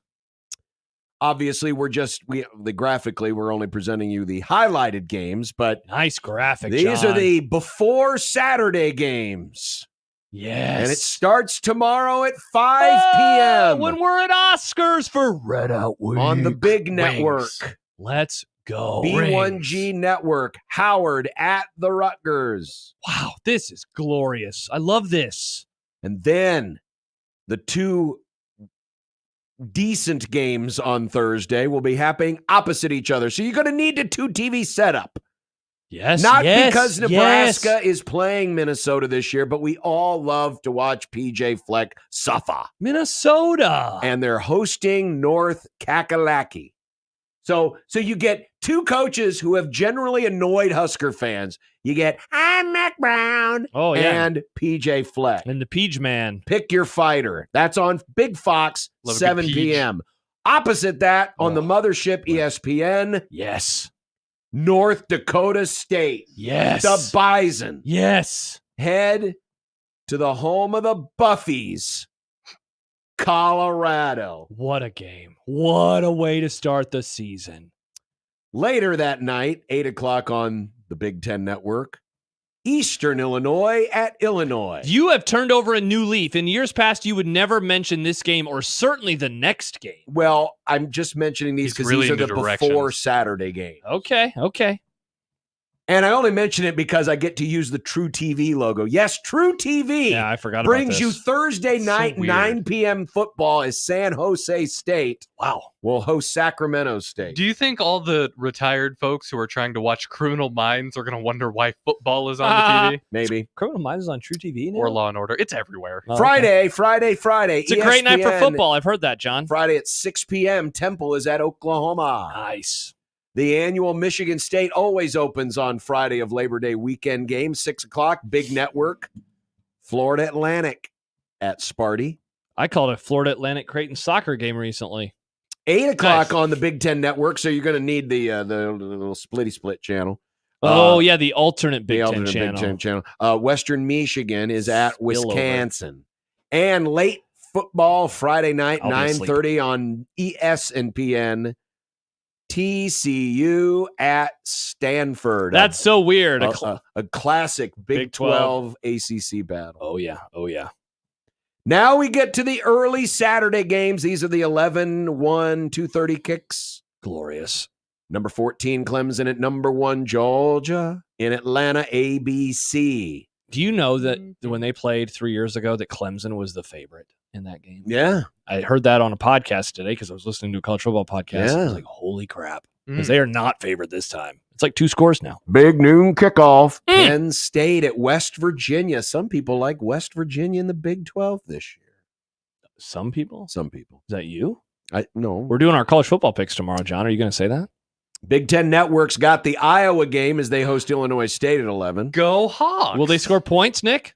At least 3. Michael Severe is under the delusion that Vanderbilt is going to beat Virginia Tech. Is Michael okay? I don't know, but he'll be watching 11 o'clock on ESPN.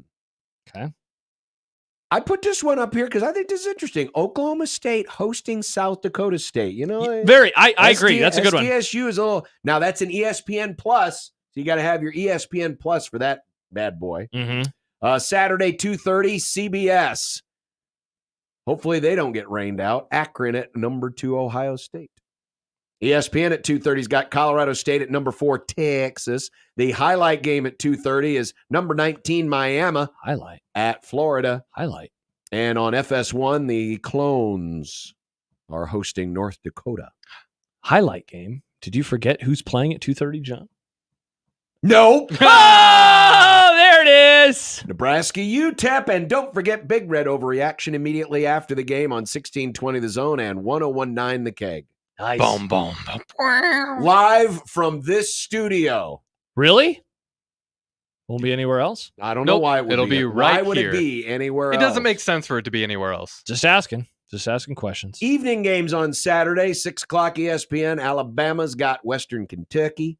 Big Ten Network has the debut of Oregon in the Big Ten Conference as they host Idaho. Is hilarious. Idaho at Oregon on the Big Ten Network. The highlight game of the evening slate, 6:30 ABC, number 7 Notre Dame at number 20 Texas A&M. Here comes Saturday night, big NBC got Fresno State at number 9 Michigan. Friend of me, Noah Eagle on the call. Have a great call, Noah. Will that also be on Peacock for our cordless friends? Any game, Nick, on NBC is Will always also on be on Peacock. Peacock. Just like any game on CBS, UCLA at Hawaii is also on Paramount Plus. There you go. ESPNU at 7 o'clock, big Jim Madison. Madsen. You can say Against Madsen. Charlotte. I put that on there because Jim Madison could be a contender. They could for what? For the college football playoff. For what? For is there For G5. Is there a different college football playoff that I haven't heard about? Yeah, G5 representative. All right, yeah, I'll guarantee that won't happen. They got a chance. I mean, sure, I guess everybody does technically. Cowboys could win the Super Bowl.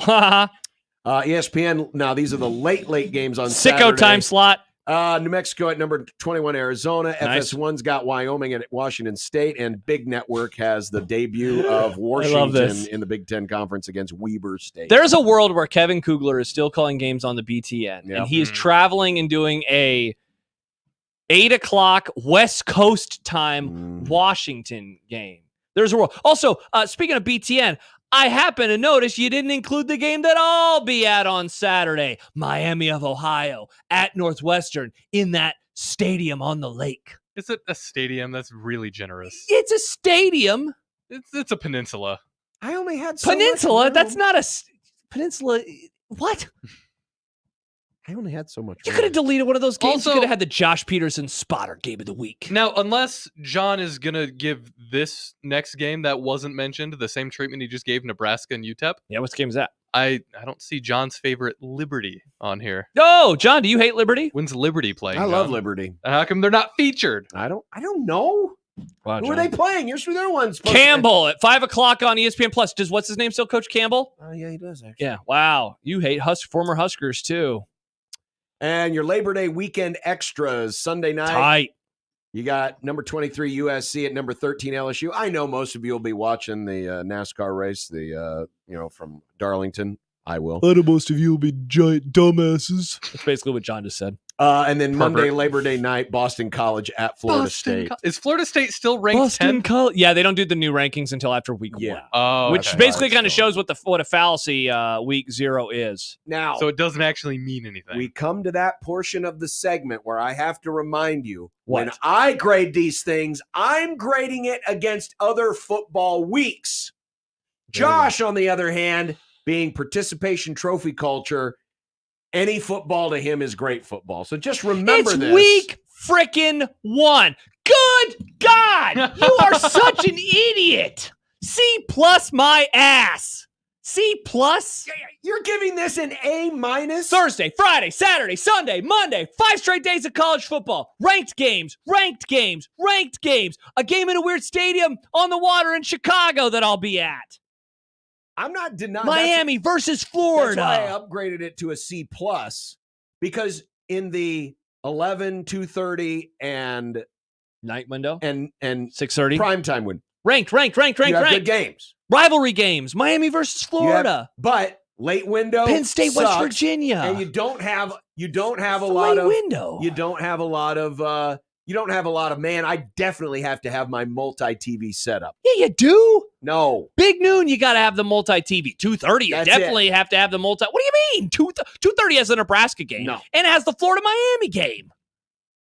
Get out of here. I'm sorry, again. Star Wars Fiend, man. John really does hate football. See, everybody knows it. You hate football. Star Wars Fiend, I hope you get eaten by a Gundark. Strigori, John hates the football, is intruding on his mediocre baseball games. Moron. Travis says, I found serious flaws in John's logic. I am the one who grades against other football weeks. So you're basically saying that this week is going to be as good as that week in November where the Big Ten's got like 5 amazing games and the SEC's got. You're going to say that this week is the same as that week. No, I gave it a bump up because it's week 1. Because you're grading on a curve as you always do. Because it's week 1. No, I'm grading on a curve of week 1. Football is back. Football in 5 days. John, 5-day factor. So let's say every game had the caliber of Liberty versus Campbell. Would you give it an A-?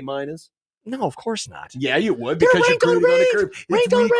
It's week 1. It's one of the best weekends of the year, Chester Corey. Last week. It is not one of the best weekends of the year. The start of football season is one of the best weekends of the year. But yes. I'm grading on the quality of the games, not what they are in Jordan. terms of the calendar. John won't even be up late to watch the games. Yeah, you'll be asleep, you old man. Hokey Skirt, John being a grumpy old man again. Hokey Skirt is one of the biggest tools on our YouTube comment section. Whoa! Wow. Yeah, you heard me. Tool. Hokey Skirt, I'm a fan of you. First of all, you're a hokey. You can't be a Hokey Skirt. Who can be a Hokey Skirt? Can't be a J Skirt. Kyle with a great point. Chill, this might be John's highest graded week. Great point. John, good work. I'm happy that you're just kind of excited for football. It's nice to have you kind of excited. Also, keep in mind there's no NFL this week.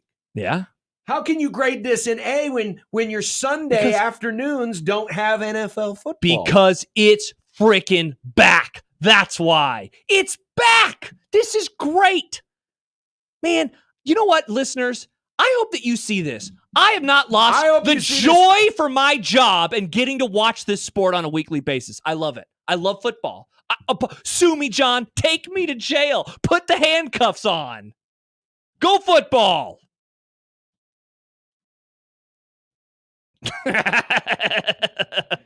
Always. And I'm happy to be one. Arrest me. It's one of the best graphics I think I've ever made. You did a great job, Nick. I think it's fantastic. Yeah, that's right, Hokey Skirt. You can go ahead and love Josh and Nick. Thank you, Hokey Skirt. Charles says, I'm with Bishop. Thank you. Oh, congrats on the one person. I am grading it based against other football weeks. Yes, it's a great week. It's a fine week. And a C+ is a passing grade. Most of you probably got C+. Wow. The best you can wow. You say our listeners are dumb? They are listening to us. That's true. We have dumb debate soon. We are missing something important, by the way. Oh yeah. So the average of that is what, a B? So that would be 3 of them, Nick. The Brunt Sparks. Brunt's laughs are back. That's what it was. Oh, it was the Whipple Barks. That's what it was. Do we have the Whipple too? The Brunt's laughs is fine too. We swapped to Brunt a while ago. I don't remember what I did with the Whipple. Whipple somewhere. No, Max, I would not rate Richmond at Vandy an A+ in college basketball. Yeah, you would. I have standards. I have standards. Nice. I want all the good standards. It's like Jack Mitchell in pizza. All pizza is good. It's just some pizza is better than others. It's always at the far end. So remember, even an F week in football is better than most weekends. Some of the folks are chiming in on the J-Tech Construction Zone Twitter feed. John, would you like to hear from them? No. Triggered Ryan says, John's getting too old, already forgetting he does a sports show. Maybe time to put him out to pasture on 11:10. Oh no. And then Joel says, John is sure sounding like an annoying high school English teacher that needed to retire 10 years ago. Oh, because, again, all you want your participation trophies. You were all stupid. Me no speak good English. I'm on A+. I don't know what A+ means. Happer says, the slate Sue is... me for having standards, for looking out for you. Happer's on your side. The slate is average and the games don't even matter because the playoff is so damn big. F. Go John. Happer, you shut up. Go watch some college basketball, you basketball pervert. This is going to be a great segment every week. Thank you, Warhorse, for sponsoring it. We appreciate you.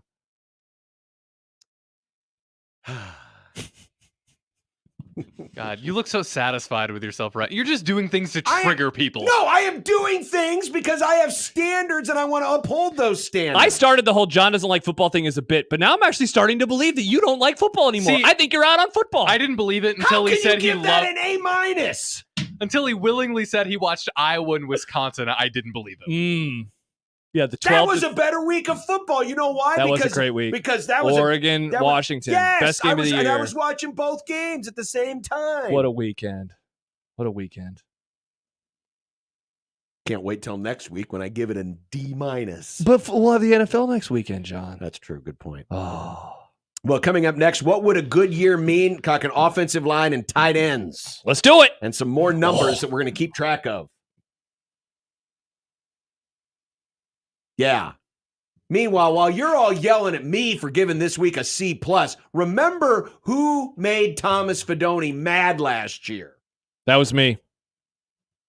Because he's a football pervert.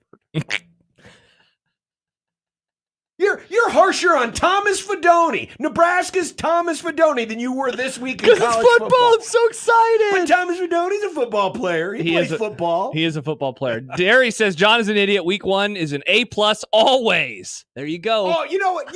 All you people deserve, and I do mean you people. We deserve a week 1 where Nebraska's playing Lincoln High again. Bring it back. Make it 1894 again. And Iowa's playing the Iowa Flight School. Oh, you want it to be 1894 again? Just on the football field. Who did they open up with in 1894, John? Well, I'll look that up. You can tell us about something else. But Lindley Clothing's got the new fall merchandise. All of their merchandise is an A+. We don't grade on a curve because it's really good. Because they got all the great brands like Bugatti and Holbrook, Tommy Bahama, Johnny O, David Donahue, the great dress shirts, and with John Marlene and their entire gang right there to help you find the perfect new fit for your fall wardrobe. It's the biggest selection in Omaha, guaranteed, because with Well Suited right next door, they are bursting at the seams with sport coats, full suits, slacks, shoes, ties, dress shirts, polos, you name it. If you want to look great this fall, Lindley Clothing has you covered, and they've got tailors on staff, so whatever needs to be hemmed up, whatever needs to be fitted just right is done right there in the store. You don't have to worry about it going anywhere else, and you don't need to go anywhere else to look great this fall. Lindley Clothing and Well Suited, they're located in Linden Market off 132nd and Dodge. Get well suited with Lindley Clothing.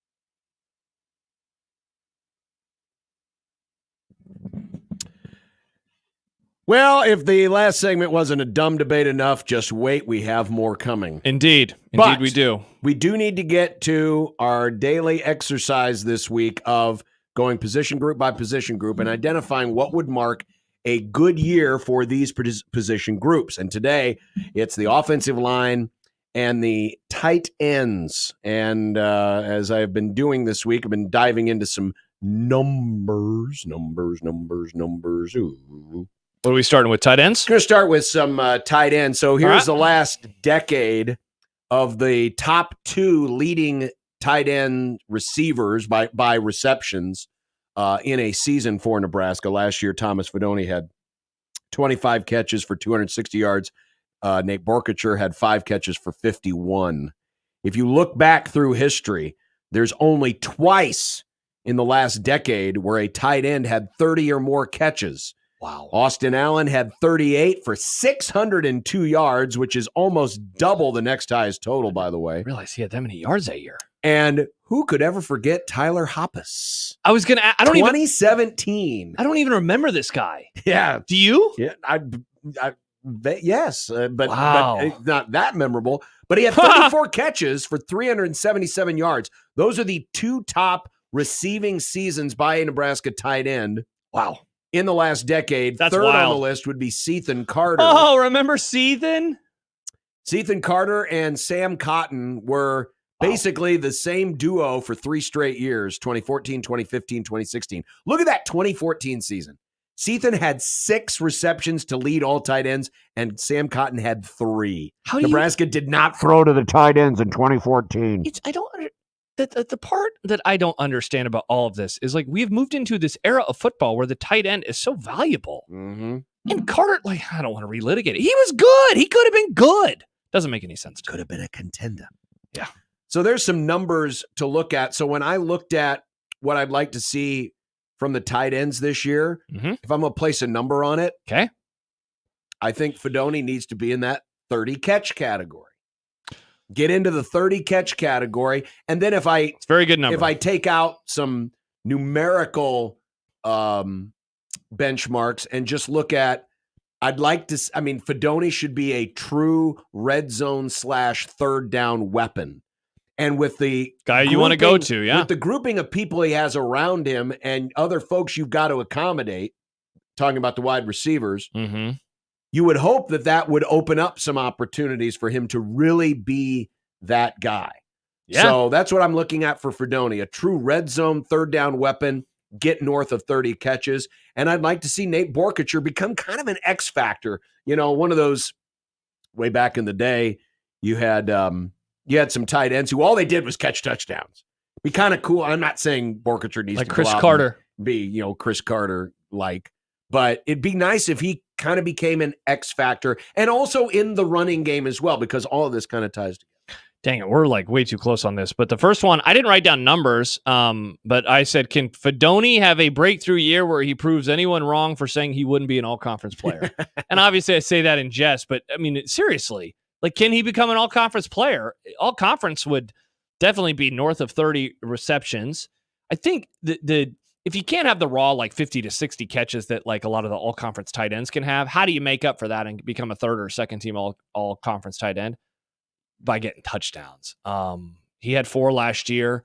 Little spoiler alert, I'm on the Hypecast this week for 24/7, and we were talking about Fidone a little bit, and BC brought up how so many times last year he was reaching down or reaching high to try to make a catch. If he has a quarterback that can throw him the ball well, which he's going to, like, that should result in more touchdowns first and foremost. I also mentioned Borkacher, and it's funny, I didn't realize you were going to do the top 2 tight ends for the last decade. But I mentioned him last year, 5 catches, 51 yards. Up that number. It'd be really nice to have 2 tight ends that, if you're talking about 40-ish, 45 combined catches, certainly north of 10 touchdowns. Yeah. I feel like that'd be a great, great season for the tight ends. Yeah. And I feel like it's doable. I think that Fidone can have a good year. I think he can have a good year. If you look between the top 2 tight ends, the number 1 season in terms of combined touchdown passes is only 5. That was 2017 with Hoppus catching 3 and Jack Stoll catching 2. Still don't remember this person at all.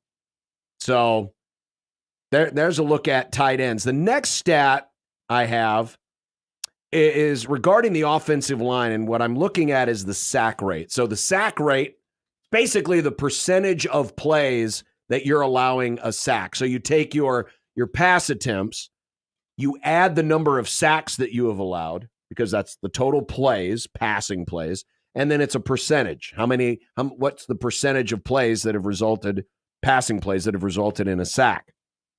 And if you take a look here, especially at the last 5 seasons, that number has been north, basically almost 8% or greater. Last year, it was 7.7%. And keep in mind, that was only on 261 pass attempts or 283 passing plays when you add in the number of sacks. Mm-hmm. They gave up 22 sacks last year. 2 years ago, they gave up 33 sacks, 8.8% sack rate. And you're saying, well, how does that compare? Well, by comparison, I just looked at some of the better teams last year. Georgia last year, its sack rate, and they had well over 400 passing attempts, 2.76%. Wow. Michigan, the national champs, was at 5.2. And Washington was at barely over 2%. So that gives you an idea of kind of where some of the leading teams in the country have been. But the last 5 years, that sack rate has been essentially 7% or greater. Wow. Compare that to the 5 years prior. Look at those 3 seasons of Mike Riley. Yeah, where they're always throwing the ball more. Their fewest passes, John, in any of those previous 5 seasons came in 2014, 359 passes. That was still more than in any of the other seasons, and yet their sack rate was better than every one of those other seasons. 2015, Nebraska's sack rate was less than 3%. They were only throwing gave the up ball 14%. more and getting sacked less. They were 3.6% in 2016, the last bowl season. Even in the disastrous year of 2017, their sack rate was under 5%. So what does that mean for this year? I would like to see the sack rate at under 5%. All right, well, along those lines, I decided not to be numerical, and I just went off vibes. Keep Dylan Raiola healthy. I wrote down 2 things, but that was the main thing. Obviously, right? It is the most important thing for this whole damn season is keeping him healthy. So I wrote that down. I'll give you something a little different, though, and this is going to be numerical. Last year, one of my favorite stats the entire season was that Nebraska was the number 1 rushing offense in the Big Ten all the way until the last week of the year, because then they finished number 2. And I thought that was such a great representation of the year, because I thought being number 1 was a bit of fool's gold, because so much of it was based off of the quarterback run game, and sometimes it was happening in situations where the pass broke down and Harburg or Chuba had to take off. Jeff Sims in the handful of games that he played too. Can Nebraska, or not can, help Nebraska to a top 3rd rushing attack in the conference? 18 teams now, so I'm saying a top 6 rushing attack in the conference. And why are you saying, well, that goes from 2nd to 6th, Josh? Yeah, but the quarterback run game is going away. Can you get into that? I mean, certainly upper half, I think, would do wonders for the offense. But I think if they're able to be a top 3rd rushing team in the Big Ten, that would be a successful year, and the offensive line would have a big part in helping do that. I'll throw out another thing. It'd be nice if you can stabilize left tackle, if Turner Corcoran can hold up. You can build a little depth behind it. And then, does Nebraska have an effective 4-minute offense? If you're going to win close games, you need a 4-minute offense. When you got the ball with the lead and you need to kill the clock, can you have a 4-minute offense, which usually means you're running the ball, you're protecting the quarterback, and getting some real high percentage throws? Your 4-minute offense. How good will that be? So we'll keep track this year of the sack rate. Okay. And see how Nebraska's doing, and among other things that we'll look at this year. But that's the offensive line and the tight ends. Tomorrow, we're going backs and receivers, I believe, correct? Backs and receivers tomorrow, yeah, and we'll save quarterback for Friday. Backs and receivers. But coming up next, it's time for Dumb Debates on 1620 The Zone.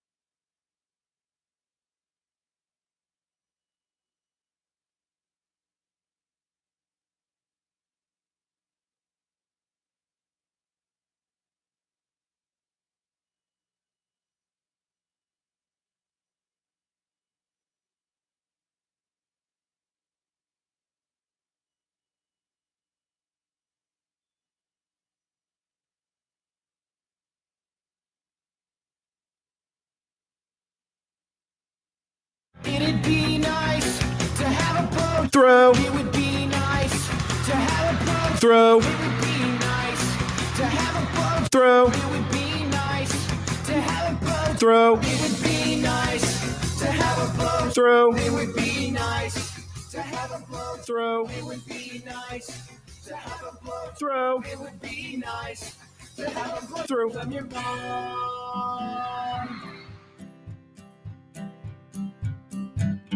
Listen or not to, we did anyway, dumb debating. John's computer sucks, Macs are the only way, dumb debating. Fullbacks are running backs, hamburger steaks. Josh is too dumb to eat a cupcake. Mayo in a vase. Does John like Nebraska or Creighton? Just three radio hosts on air, dumb debating.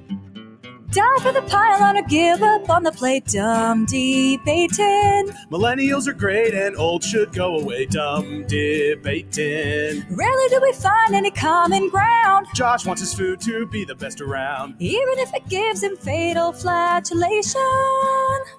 Just three radio hosts on air, dumb debating. When a tree falls down and nobody's around, you can bet your ass it won't make a sound. Water ain't wet, you know nothing about hydration. Just three radio hosts on air, dumb debating. Just three radio hosts on air, dumb debating. It's that time of week where we tackle the debates that you submit to us, and you can submit them anytime into the JTech Construction Zone Twitter feed at USC1620. You can hit us up in the Equitable Bank inbox, John at 1620thezone.com, Josh at 1620thezone.com, Nick at 1620thezone.com. Anytime a dumb debate enters your brain, the first thing you should do is not debate it with anyone in your house. The first thing you should do is send that debate to us. Then you can debate in your house, and then you can say, hey, let's put pause in this and listen to what the guys have to say the following Wednesday. I've been holding that You in. were holding. I know. Look like your eyes. You look like one of those squeaky toys that when you Yeah, grab because it, John the said eyes pop Equitable out. Bank inbox, but then he kept talking and talking and talking and giving bad grades to things. Classic John. I gave great grades. You'd to be a horrible things. teacher. See, you got nowhere to go when you start with this week as an A-. What happens when we have an excellent week? A+. A+. But if everything's an A+, then nothing means You have to anything grade anymore. every week. Yeah. On If the everyone turd. is every super, week then is no a one is vacuum, super. John. Every week is its own special vacuum. Nick put that on a graphic. The vacuum. Yeah, I can't wait to see you in the committee room. Oh, well, we shouldn't count that week because it was its own vacuum. We're just counting this week as a vacuum. No, the whole season, it's an entire tapestry of this fine sport. Tapestry. Notice I said this fine sport. You hate it, though, I thought. I know. Some are saying. Only some idiots are saying that. Oh, okay. My bad. A YouTube user says, dumb debate. What's your Mount Rushmore of opens for segments? I love the dumb debate song and the Mike Farron song. Also, I love the old predictions open. Vikings and the under. I'm noticing a pattern. Strigori adds Sipple the Snowflake has to be there. Sipple the Snowflake is the GOAT. Yeah. That's the OG of all of the guest opens that we still are airing. That's That the is best one ever. That is Even the first though I one. changed it once and everybody freaked out, but I Sipple liked it. I love the show open. I had an idea because our show open, for those who don't know, is based off of the vibe of the old Mike and the Mad Dog open on WFAN. Mm-hmm. I wanted something fun and weird that we could sing along to, and Ian delivered. So those would be two. Oh, man. What other opens do I let me throw a bone to Nick? To the Gen guy on the other side of the that's console. me. The Gen Zer. Because you'll hear it tomorrow. I like the Todd Furman. Oh, that's a good one. See, what's funny is when I first made that open, John hated it. And it really grew on him. Yeah. No, the first time I made the it. Todd Furman one. The first time I made it, you're like, oh, is that all you're doing? You're just going to put clips of Todd saying things with music in the background? No, I think he changed it. I've always liked the music you selected for the Todd Furman. Farron, I think, would be on there. Nick, Farron's had quite a few over the years. Yeah. But yes, the Farron one. Oh, you like the great value Viking horn? Yeah. I'm gonna throw you a bone, John. Ones that were really not good. The Michael Severe composed John Niatawa open. Or the John Tallman open. Hey, shout out to the old days. The original Mitch Sherman open, phenomenal. I'm gonna throw you a bone though. I love the El Kent Open. That Open rocks movie club. my socks off. The movie You club. recorded it during COVID. I recorded in it a closet? in my wife's closet. Amazing. Let me get in this bone throwing contest. I really like throw that bone. All of the Fired Up for Football Opens that you've done because I think they're hilarious. Remember one year, Nick, we did the national, or we did the Star Spangled Banner. It was about taking a knee or something like that. It was very funny. Then last year when John didn't write one, so then I ended up Yours writing was one. good. I missed the part that I missed about the Fired Up for Football Open this year is when Nick said the distant future of starting tomorrow. That was one of your best turn of phrases, Nick, that you've ever had. Thank you. Yeah. I still like the concept of the Robin Washit Open because everyone always goes on and on about, it's Robin, got to have a song about Robin. And we decided instead to spin it and do Wash it good. Wash it good. I just got a text from somebody. Won't read who it's from, but it says, Ravi Lula had the greatest Open of all time, and you know it. Oh, that was... What was the Ravi Open? Ravi Lula. Ravi Lula. Dun, He dun, talks dun. basketball. That was a good Open. On 1620. Whatever happened to that guy? Moment of silence. Yeah. For Robbie. Oh, we talked to him for the last time 1 year ago. He's eating a hot dog at that big he loves that place bar in the sky. Big bar in the sky. Oh, he loves hot dogs. He loves hot dogs at that bar. At in that the place sky. in particular. Oh, yeah. And tots. Well, he likes while, tots. While we're on the subject, can't get enough. Ziggy writes, as someone who is not deep into unsportsmanlike conduct lore, who is on the Mount Rushmore of mythical USC figures? For example, I think Bumfardo qualifies now. There's Mr. Casey. There's Mr. H. Oh, wow. Mr. H is on Gibbs and Hawk Tua Girl. That was a 1 day event. Hawk Tua's dead. Yeah, that's a one. But and you weren't even here for that. Sadly, I have to say that Mr. H is definitely He's on our Mount Rushmore. I mean, he gets mentioned every day. They're going to be picketing that. He gets mentioned to the point where we have line set and a drop. Yeah, that's true. Hitler. I'll add this. Again, Bumfardo hasn't been around long enough, and that might have just been a one-day Mr. thing. Casey next to Mr. H is really funny. Mr. Casey. Tough look for Mr. Casey. Mr. Casey's getting up there. I mean, he, again, hasn't been around long enough, but if we keep mentioning it. Now, this is, again, old days. You and I don't do this joke, but the Kanga fin for years. That was Kevin's thing, right? Because that was Dolphins are going to take over the world. Dolphins were going to Fins up. Yeah. That was that's a great mythological beast from days gone by. Sam says Bumfardo is having a 1999 Kurt Warner. Let's let the career play out. What about Scoop?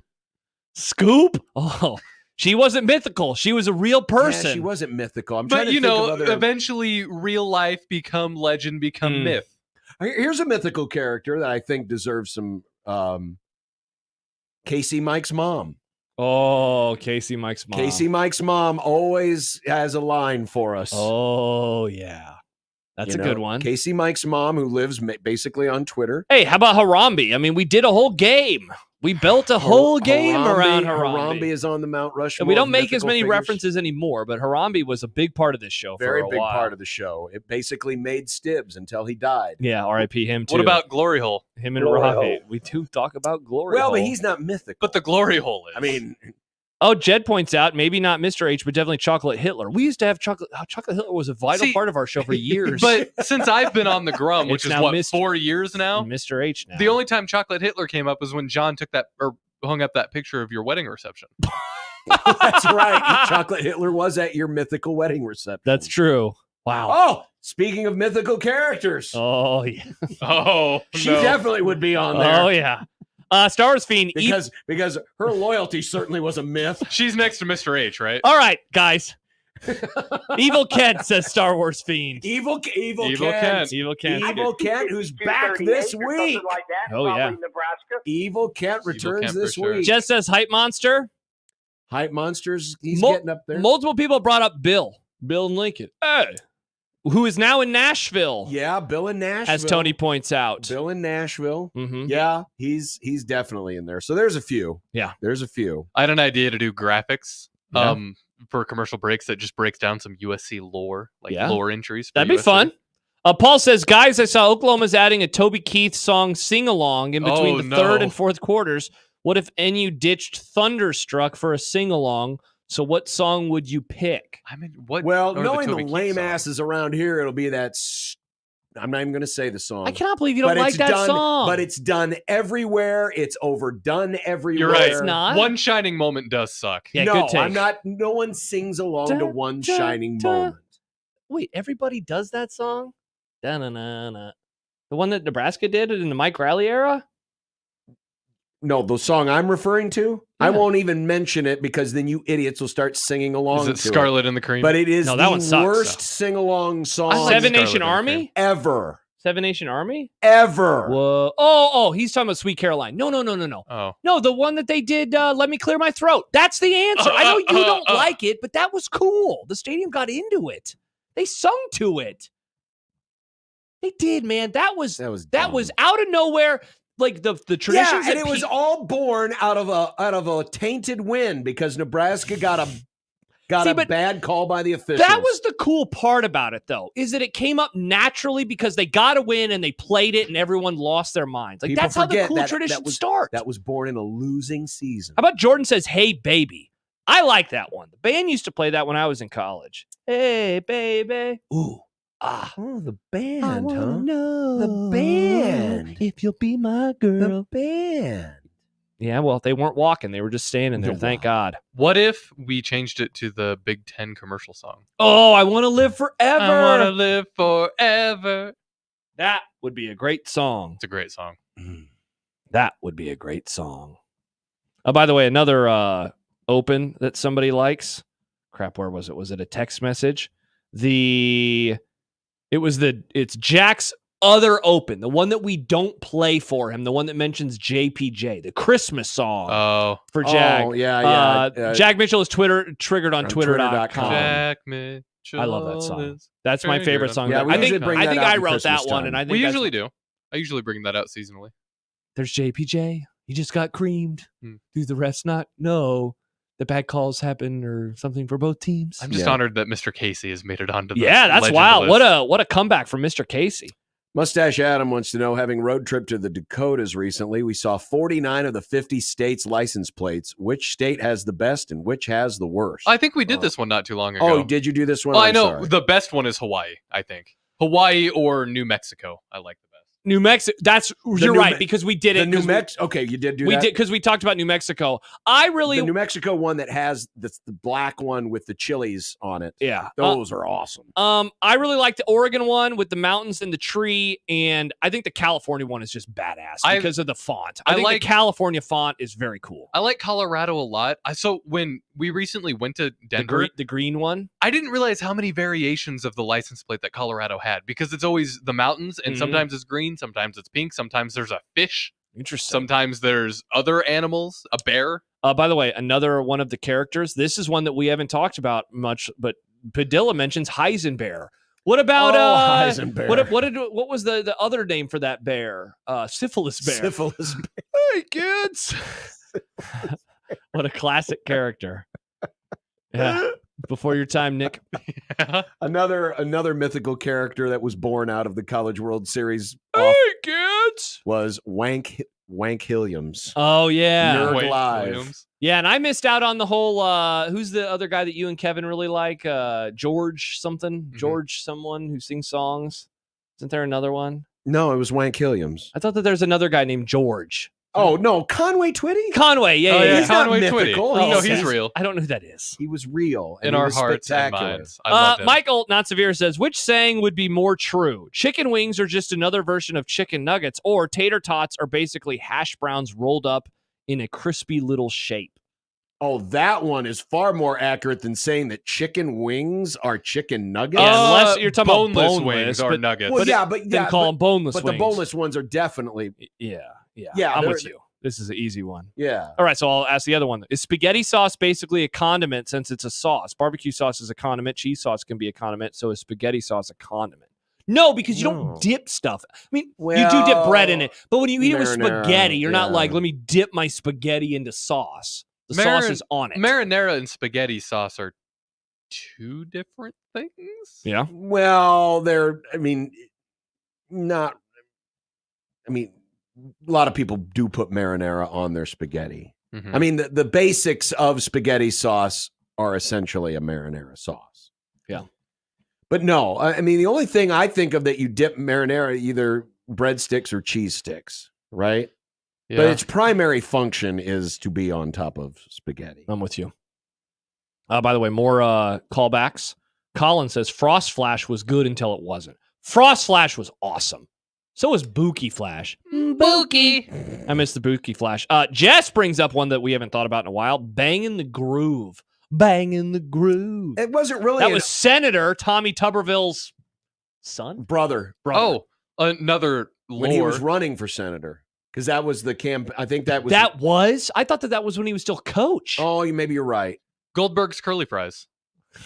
You need to do Goldberg's curly fries. Goldberg's. It wouldn't be on the Mount Rushmore, but that's a very good one. Also, another open, and I'm just asking because I remember John liked it. The Rayola Coaster open. Did you like that? Rayola Coaster. Rayola Coaster was good.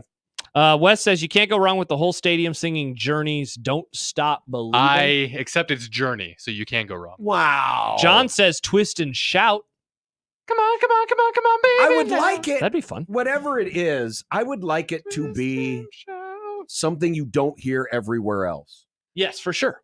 Metallica. So I guess the no, they do that at Virginia Tech. Oh crap, they do. You're right. The dumb clear my throat. I don't hear that anywhere else. So there you go. That's a check in that column. But yeah, it's original. For everything else, it sucks. What if they did the program song? The what song? They did our theme song. Everyone sung that. John, Josh, and Nick. Well, it would be appropriate because Creighton gets a mention in it. And there's a lot of Creighton fans there. UNO. And then the students would go, da-na-na. That'd be great. That would be. Yeah, I don't think that's a big pep-up song, though. I don't know. It makes me pretty hyped. No. Oh, Jess brings up a good one. Damon Benning's old opening with the weird drops like Can of Corn was also great. Oh, yeah, the DB I loved it. open. When you made that new Damon open, that was awesome. Yeah, it's in there. I forgot about that open. Yeah. That was a great open. Yeah, Damon had a good open. Yeah. R.I.P. That was, whatever happened to him? Oh, we heard from both Ravi and Damon. I wonder what happened to both of those guys. I don't know. I don't know where they went. Hope they're doing okay. Yeah. Wherever they are, wherever they may be. Wherever they may be. So Ravi's eating the big hot dog in the sky. What's Damon? Definitely Taking not a shower after not pooping. anything with red sauce. Or vegetable. Yes. Red or sauce and vegetables. vegetables, Yeah, no yeah. vegetables for He's Damon. taking a shower after pooping. That's Is Damon's Spicy hell a vegetable garden?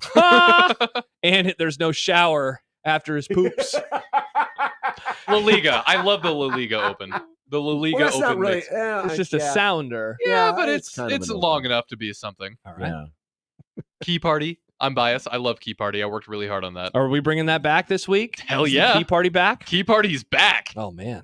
Got to get my Poop on keys. Prime is funny just because the very end. Where it's Now you're just naming all the new things. That's true. You are I'm naming a lot just of looking new at the things. list. I don't know. I don't know if this is a dumb debate or just a dumb question in general from Husker Fan for Life. This is one from one of my group chats. Is sunscreen a hobby?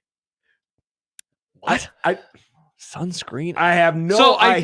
think what he might be asking is there are some people who religiously put sunscreen on whenever they step foot outside. Well, I know somebody that should have been one of those hobbyists this weekend, and boy, were they making a dumb mistake. So my son went to the air show at Offutt. Yeah. Did not take sunscreen. You remember how hot and nasty and really bright and sunny it was that day? Oh, yeah. Guess who came home with fried red lobster? Why did he do that? Because I thought they'd have tents. You're going to an air show on a tarmac. There's no cover of any kind. Oh, my gosh. Bro, what are you doing? That When sucks. he came home, I was like, you idiot. Did you slap him really hard? That's No, hilarious. actually, it was hard for me to look at him. That to see, you know, how Son, some- you've disappointed me. No, not because of that. But you know how some people just can't see other people puking. Yeah, no, he was basically Theon Greyjoy, and you were the dad of Theon Greyjoy. I couldn't bear. I can't Wow. bear to see people burned like that because it gives me the willies. That's I have amazing. bad memories. Hey, that's understandable. Bad memories. Joel says, don't forget the Chris Baznet open. What was that open? I don't remember. See if it's in the system, Nick. Baz. What was Baz? He was Basnett. I do not remember Baz this. is open. Oh my god. Oh, this is going to bother me if we don't. BAS space open. Maybe This is going to bother me if we don't have it because I'm sure it was a Stibbs created open. Oh no! Search just BAS, I guess, and maybe we'll get it there. Or do you think he would have spelled it with a Z? BAZ? No, it was always BAS. Oh, go up. Basnet Open 2017. Oh, he spelled it with 2 S's. Oh, All right. okay. What does it sound Let's like? see. Chris Basnet joining us from the Lincoln Journal Star, HuskerExtra.com. Oh, have you ever had a show that you love to join? Yes. There it is. Like a commemorative. What a song. My situation. I used to own the best show in the U.S. nation. But all of a sudden, some youngin' came to be. and stole all my thunder at 16:20. His golf shirts are dope. He wouldn't hesitate to lend. The boys at Unsportsmanlike Conduct told me he was just a friend. That's Sip. Yeah. Oh, yeah. Got what I need. He's just such a natural. But you say Chris is just a friend. Oh, baby, you. I think the sky's the I have limit. such You got warm what I memories of need. Fridays I don't know if you learn a listening lot to of these this. things. But you say Chris is just a friend. You say Chris is just a friend. It was perfectly boring. Oh, My favorite part of that song is Shirts. his golf shirts. It's supposed to be golf shirts Shirts. are dope, but he couldn't get it out because he was rapping so fast. I miss Baz. Wow, I totally I forgot about that forgot one. about I did that. too. Adam says, "How did you get Sip to sing that?" I think Stibbs just reached out to him and was Yeah. like, and thankfully he works was at a back- radio station in Lincoln. This was back when Sip Oh. was still working with Baz. Oh my gosh, I forgot about that. That one. was a good one. What a great! That's an awesome callback. Also, man, Fridays with Baz and hearing that song put you in a great mood. 3 It o'clock did. hour. Didn't have it El Kent yet. It was just about time for movies. Wow, what a time to be alive. And now Baz covers high school sports, and we don't talk about those on this And show. by the way, you might want to check, kids, if you got a high school sporting event, especially a football game that you're planning on attending. Yeah. Tomorrow, there's some schools already moving their schedules around because they're worried about severe weather tomorrow night. So check your latest high school schedule if there's a game you're planning on attending, because we've already had a few move around. Along those lines, real fast, let me get the updated schedule. I know the Creighton men and women's soccer teams are also playing earlier. The women will play tomorrow at 11, and the men will play at 1:30. So they have moved those games way up earlier in today, and they were into the day, and they were supposed to be night games. By the way, another real quick before we go to break. Where did it go? Oh, John Denver, thank God I'm a country boy from Justin. Thank God I'm a country boy. That'd be so random. It would, but It'd be kind of funny. Oh. I think West Virginia. I've got the perfect one. It's unique. It's related to the Huskers. Oh Yeah. God. Play Twisted Transistor from Korn. I don't The even know band that song. Korn. Or any. it could be any song from Korn. It doesn't have to be Twisted Transistor. Brett says, I miss the Vision bits. Those were funny. Well, those were bits. Those weren't open. Yeah, they were good, though. They were on the Mount Rushmore. The Vision would have been on the Mount Rushmore for some time. The Vision, and the Voice are on the Mount Rushmore of mythical figures. Wes says, the song he plays before One Beer Fridays always makes me turn the volume way up. Chelsea Ah, Dagger, the baby. Chelsea Dagger. Remember how much Stibbs loved that? R.I.P. Did he love it more than The Heat Is On? Did he not like that song either? He hated The Heat Is On. Oh, yeah. He hates Chelsea Dagger. Mainly because that was when he was a big hockey fan. Yeah. It reminded him of the Blackhawks. Maybe that's what the Mariners need to do to get going again. Is play Chelsea the Dagger. Chelsea Dagger. That might send Stibbs over the edge. That song kicks ass. I love that song. I like the Chelsea Dagger. All right. Coming up, we got some content and more. Stick around. 1620 The Zone.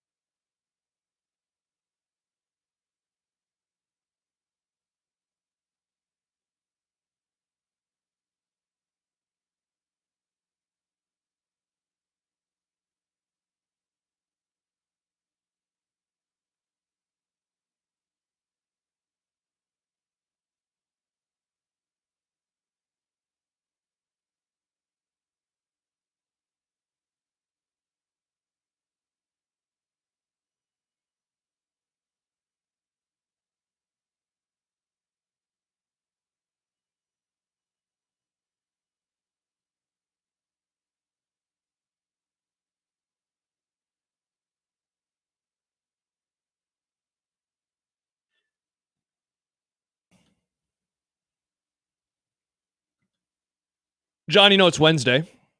No, I was not aware. Tomorrow's Thursday. I am aware of that. Friday is the following day. Yep. Do you know what Friday means this week? Friday this week, probably there's some kind of a deal of a zone variety. You are correct. Copal, Mexican cuisine. Sunday fun day, all day happy hour on Sundays. Though the zone deal is on a Friday. This week, you'll get two $25 vouchers for just $25. All the details can be found at 1620thezone.com. And given it's a food one, you want to be there at 9 a.m. on Friday morning to make sure that you are able to get one. We did find out, and Josh is very happy about this because, you know, he likes to plan ahead. I love planning. Yes, great news. Great news. So the Players Era Festival. And by the way, the Saudi tournament? There were some folks spreading fake news. This isn't the Blood Money Invitational? No, because one of the investors in one of the companies that's putting this on is from the United Arab Emirates, not Saudi Arabia. So this is not Saudi blood money. So take that. Congrats, John. Anyway, Players Era Invitational. This is the 3-game tournament over 5 days. That's so many days. Tuesday John. and Wednesday, then Thanksgiving and Friday are off. Wow. And then again on Saturday. So the Jays will open against San Diego State in the rematch of the screw job at 1:00 on Tuesday afternoon. Nice. Oh, 1:00. Mm-hmm. Oh, that'll mean it'll probably end at 3-something, and then you'll have that long post game show. Oh no, we'll make sure it's real Maybe short. an extended post game. A 3-hour post game show is what John's promising. Nope, we'll make sure it's real short. You can interview Don't worry. every How about player. this? Nick and I can record a 1-hour podcast and throw it on the Zone Unsportsmanlike conduct feed. Oh, I like that. There we go. Perfect. What do you want to talk about? Well, Nebraska. It's a game week. Wednesday, Creighton Iowa. versus Texas A&M, 5:30 Central Time. Oh, so we'll be off at 5:00 that day, and my weekend will begin. That's glorious. And then Saturday, the rematch against Oregon, 8:30 p.m. It's a weekend. It doesn't affect me then. That's So late. That's going to be late. It's So gonna be a you'll long be week gone. in Vegas. I won't see you that week. No. Will you be doing any shows? No. Because you'll be traveling Monday. Tuesday, there will be a game. Wednesday, there will be a game. All right, well, maybe I'll see you. I mean, depending on the situation, I could hang around after the San Diego State No game. worries. We can get somebody else. I'll see if Jack wants to do the... Nebraska will be 8-3, according to Mike Schaefer. I like- No, 9-2. No, 8-3. I like when John joins us, though, because then we get those fun pictures like that one where it looks like John's in hyperspace. That was really awesome. Sam writes, that Saturday game gives Creighton fans a chance to spend Thanksgiving with the family, use the off Friday to get out to Vegas, and maybe catch the rematch. Thank you, Saudi Arabia. It also gives Josh time to United Arab Emirates. It also gives Josh a chance to celebrate Christmas with his family as well No, as Thanksgiving. good point. No, this year we're celebrating Thanksgiving on Thanksgiving. Is something wrong? Is everything okay? No, we're all together, which is great, but we will also be together for Christmas. That's what's also great. So last year when you celebrated Christmas... Blame my brothers and their wives. Always blaming the women, I know. No, so not last you. year when you celebrated... I'm John's wife. When you celebrated Christmas on New Year's Day... You stop it. Have you never celebrated Christmas later? I've actually done that. The only time was when we had the big snowstorm several years ago. Yeah. And people couldn't get couldn't get to Lincoln. Maybe they for couldn't Christmas. afford it because of the economy. You ever think about that, John? We had to celebrate it Thanksgiving. We had to do a twofer. And you want to vote for her. Oh, yeah. Sign me up. Jordan says John would It's probably... her economy. Is her vice economy.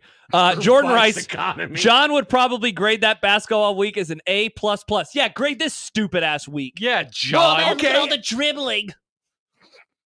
You got NCAA tournament team Creighton, perennial NCAA tournament team San Diego State, A&M tournament team, Oregon noise. tournament team, Alabama tournament team, Houston tournament team, Notre Dame tournament team. Only Rutgers out of this group hasn't made NCAA tournaments on the regular the last 5 or 6 years. So yes, this is an A+ event. Wow. Brick. That's a brick event.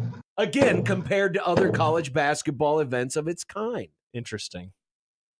I just named a bunch of tournament teams. Strigoi says, gross, Creighton in the middle of a work day, have to listen to something else.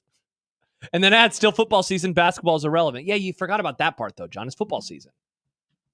By the way, if you want to sync your radio, because I know you'll all be listening to 1620 The Zone and 1019 The Keg. What is this on? It'll be on Turner. Oh, that's cool. TNT, TBS, Ernie. True TV, and streaming on Max. I wonder if Chuck will be involved. Yeah, probably not. Yeah, probably I would agree. Probably not. All right, coming up, we got content. Technology has failed us. Oh? And the Washington Commanders failed geography class. Uh-oh. Also, update, John, on the 49ers. You know the whole Brandon Ayuk situation. It never ends. Oh, now what? Well, everyone thought he was going to be at practice today, a part of his hold-in. Mm-hmm. Well, he wasn't there, according to Nick Wagner, who covers them for ESPN. Is he in Pittsburgh? Or wait, he said, do not see Brandon Ayuk at the start of today's practice. Oh. So maybe he'll show up. Maybe he overslept. Aaron says, did John say Notre Dame? Did you say Notre Dame, John? Yeah, I said Notre Dame. Did I not say Notre Dame? I don't know. I said Notre Dame. There you go. He said Notre Dame. Happers Meme Guy says, it will be a huge week for Nebraska football, looking to salvage win number 7 and secure that berth in the Little Caesars Bowl. Pizza, pizza. Such hatred. Pizza, pizza. It's hot and it's ready. Man, I'm excited for that 1 hour Unsportsmanlike Conduct podcast and the 3 hour Creighton postgame show. John, you can get so much information, and then it's like a podcast for Creighton. It's like a podcast for Creighton. You're terrible. Speaking of 1620, the Jays is back this week. Oh, yeah. Is it? Oh, yeah. I segued into that's why okay. I said what I said. Oh, okay. My bad. Anyway. Content's next on 1620 The Zone.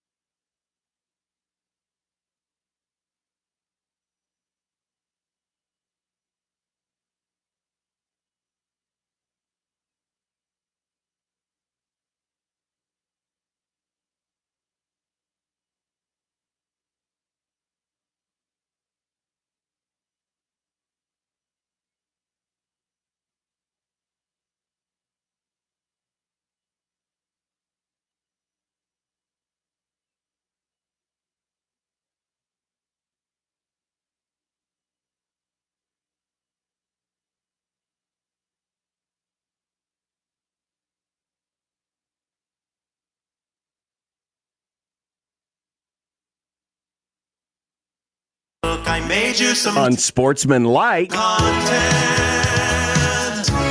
Unsportsmanlike content. Unsportsmanlike content. Content that's unsportsmanlike. Your Don Alvarez 3-homer game today, a 10-0 Astros win. It's a good day of baseball, especially in Pittsburgh. Wow, I didn't know John liked now let's get it back cheaters. to NFL Network like true Americans. Oh, there's more baseball on, though. You want me to turn it to more baseball? No, you turn it wherever you'd like. All right. Sorry, Nick. Volleyball got it done last night, winning in 4 sets over number 9 Kentucky. What do you think is on tap for the Huskers this season? I think they're going to win the national championship. I don't remember. We didn't pick the whole season, did we, yesterday? No. We just picked the game last night. I think they're going to win the whole damn thing. Give me a natty. They'll be back in the Final Four. Wow, hater. They'll be back in the Final Four. Hater. I didn't say they wouldn't win. Back in the Final Four. I mean, it's a competitive world out there, but it was a good start. Even after losing the second set, and then they blew them out in the third and took over in the fourth. And that's your ball game. The NCAA has proposed eliminating the spring transfer period for college football. Is this a good idea? I suppose. I mean, so they would just have the winter one. What is this supposed to accomplish? Is it going to encourage more folks to transfer because they realize, oh crap, I've only got one chance? Are they trying to control it? You know,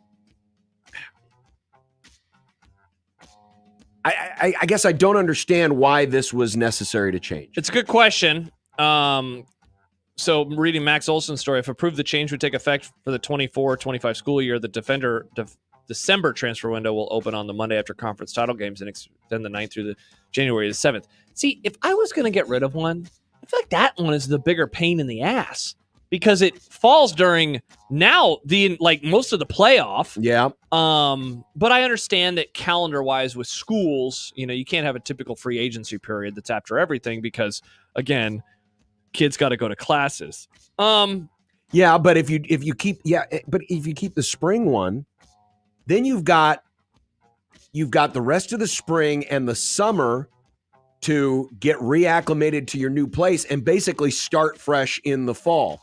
When you're doing it in December, I mean, that is a fast turnaround. And it's a bigger headache on coaches. It's not only that, but it's a bigger headache on the transfers themselves because now they're trying to transfer and get all of that done over Christmas break. Yeah. And 4 weeks later, they're supposed to be up and running at their new school. So I agree with you. I think the one to keep would have been the one in the spring and get rid of the one in December. Yeah, I think an obvious pushback against that would be that if you get to your school in January, you have a better chance to acclimate and get used to it and then participate in spring ball and then the summer period. And then you have a longer ramp up period. But again, you talked about, the turnaround's very, very fast. But you're also making decisions right on the heels of the end of the season instead of maybe getting a chance to settle in, go through a spring football to see if you're, go through improve bowl your season situation. too. Yeah. Go through bowl season, go through the playoff I think the season. spring one was the one to keep.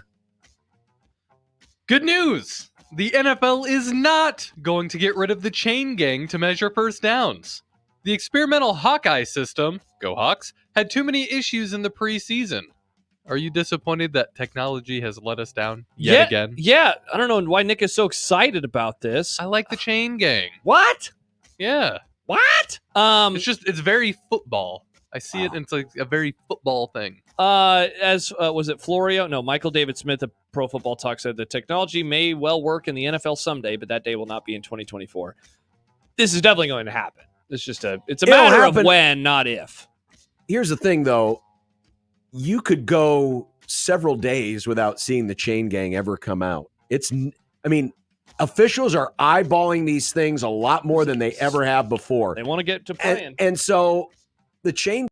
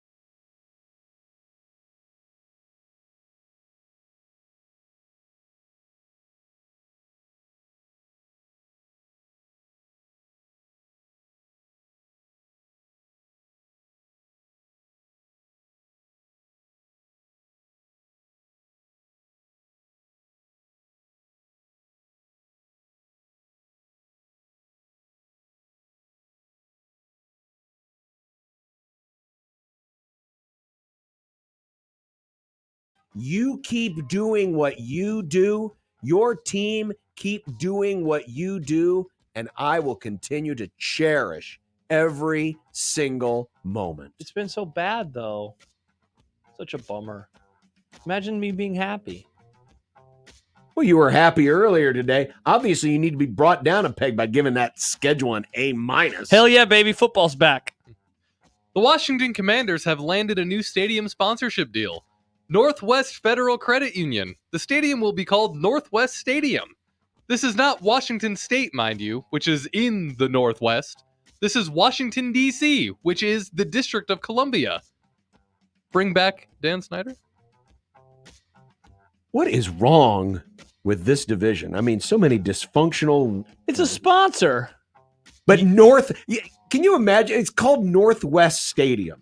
Yeah, it almost would be like if there was a basket in basketball that gave maybe a certain amount of points and was sponsored by a different number. That'd be pretty wild. I can't believe you're taking up for the Washington Commanders. No, you really are depressed about the Cowboys, aren't you? They're not going to win the division this year. It is odd. There's this place out near where I live. Then it's a storage facility, and it must have been built on Pacific Street because it is called Pacific Street Storage, but it's on Ida Street. Exactly. Yeah, this is stupid. I drive by it not every day. I drive by it sometimes, and I'm like, this is so stupid. So yeah, this is very dumb. Congrats on the money, though, I guess. And the fast quarterback. The Kelsey boys just sold their podcast rights to Amazon for a cool $100 million. Wow. This, combined with the totally real and not fake in any way romance between Travis and Taylor, because it's real, true love, John, means that even after Travis's football playing days are over, we'll never be over Travis Kelsey. Isn't this exciting? I love podcasts, as we all know. What? This one's not on your list. It never will be on my list. I don't listen to former player podcasts. Wow. Or current player podcasts. And they have all the experience. I don't want to hear from them. Wow. Not interested in the jockocracy, as Howard Cosell used to call it. Yeah, I'm not. Jockracy. Yeah. It's not for me. I like hearing people like you.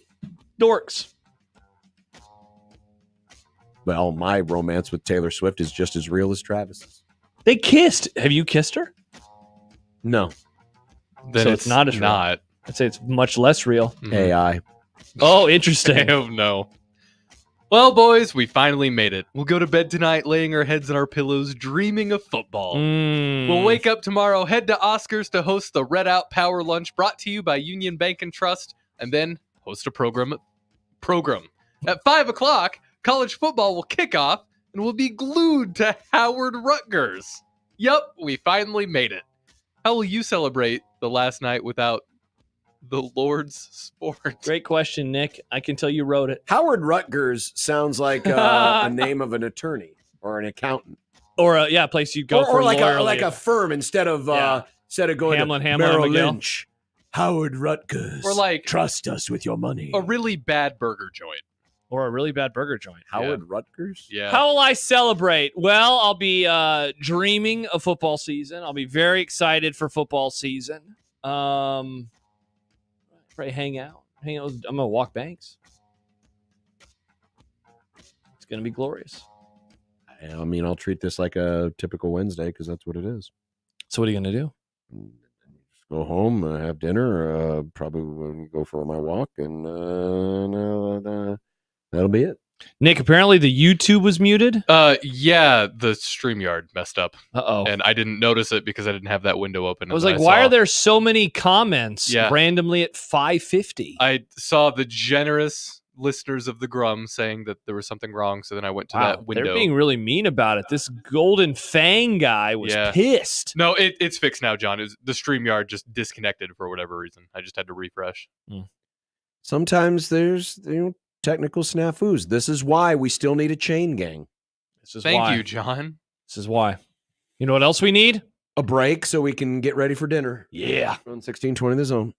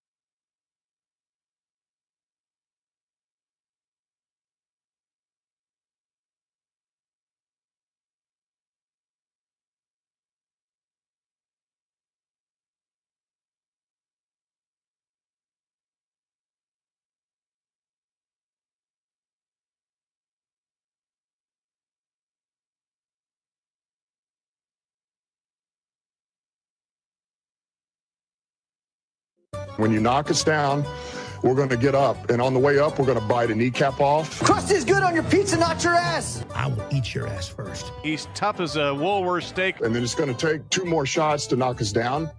All right. And on the way up, we're going to take your other kneecap. I'm ready to hang them up, gut them, and skin them, and chop them up. You know what? I'm ready. My daughters aren't starving to death. I'll eat my neighbors. And we're going to get up, and then it's going to take 3 shots to get us down. And when we do, we're going to take another hunk out of you. Cliff, what are you going to take away as your best memory from playing basketball at Boston College? Probably just like going out to eat. It looked like the wife had been thawing some turkey tenderloins. Oh, turkey tenderloins from Hy-Vee. Interesting. Yeah. So it's a helpful smile in every aisle. Yes. It's going to be leftovers. We have some brats that we cooked that are in the freezer. We also have the pizza from last night. It's just going to depend on how lazy or not. Like pizza, just throw in the air fryer. The brats, I'd have to thaw them out. How about you get a pizza, then you put the brat in the pizza, then you just do a little. You gross. You are just. Ugh, that's gross. I'm going to the ballpark tonight. So which ballpark? Werner. What for? The game. They play baseball? Yeah, they're playing the St. Paul Saints. Oh, wow. Not until tomorrow. Wow. I didn't know. That's cool. What are you going to get? A dog? Probably dog. Probably Berg. We'll see. Yeah, Why don't you get a slice of pizza and Pizza. a hot dog? Well, and put then it in there. Wrap up the Okay, hot dog John, in the that's pizza. gross. It's fine with a brat, but a hot dog? Oh. Interesting. Don't be nasty. Interesting.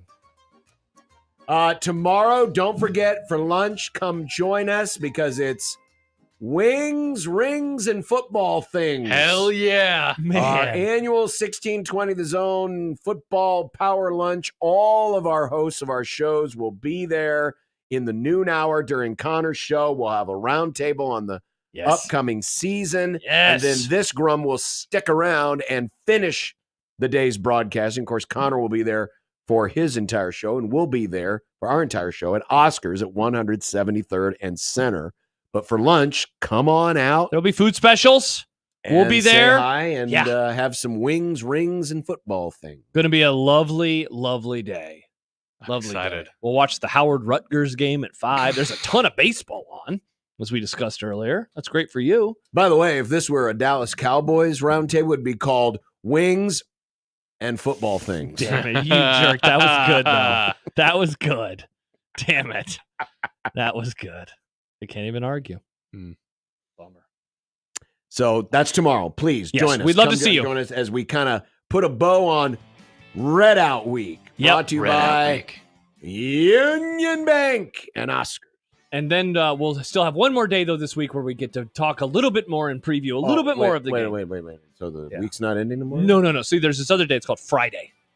We have to do a show on Friday from 2 to 6. Yes, we have to do a show from 2 to 6 on Friday. Some people will be other places. I'll be somewhere else. I won't even be here. I'll be in Chicago doing my show.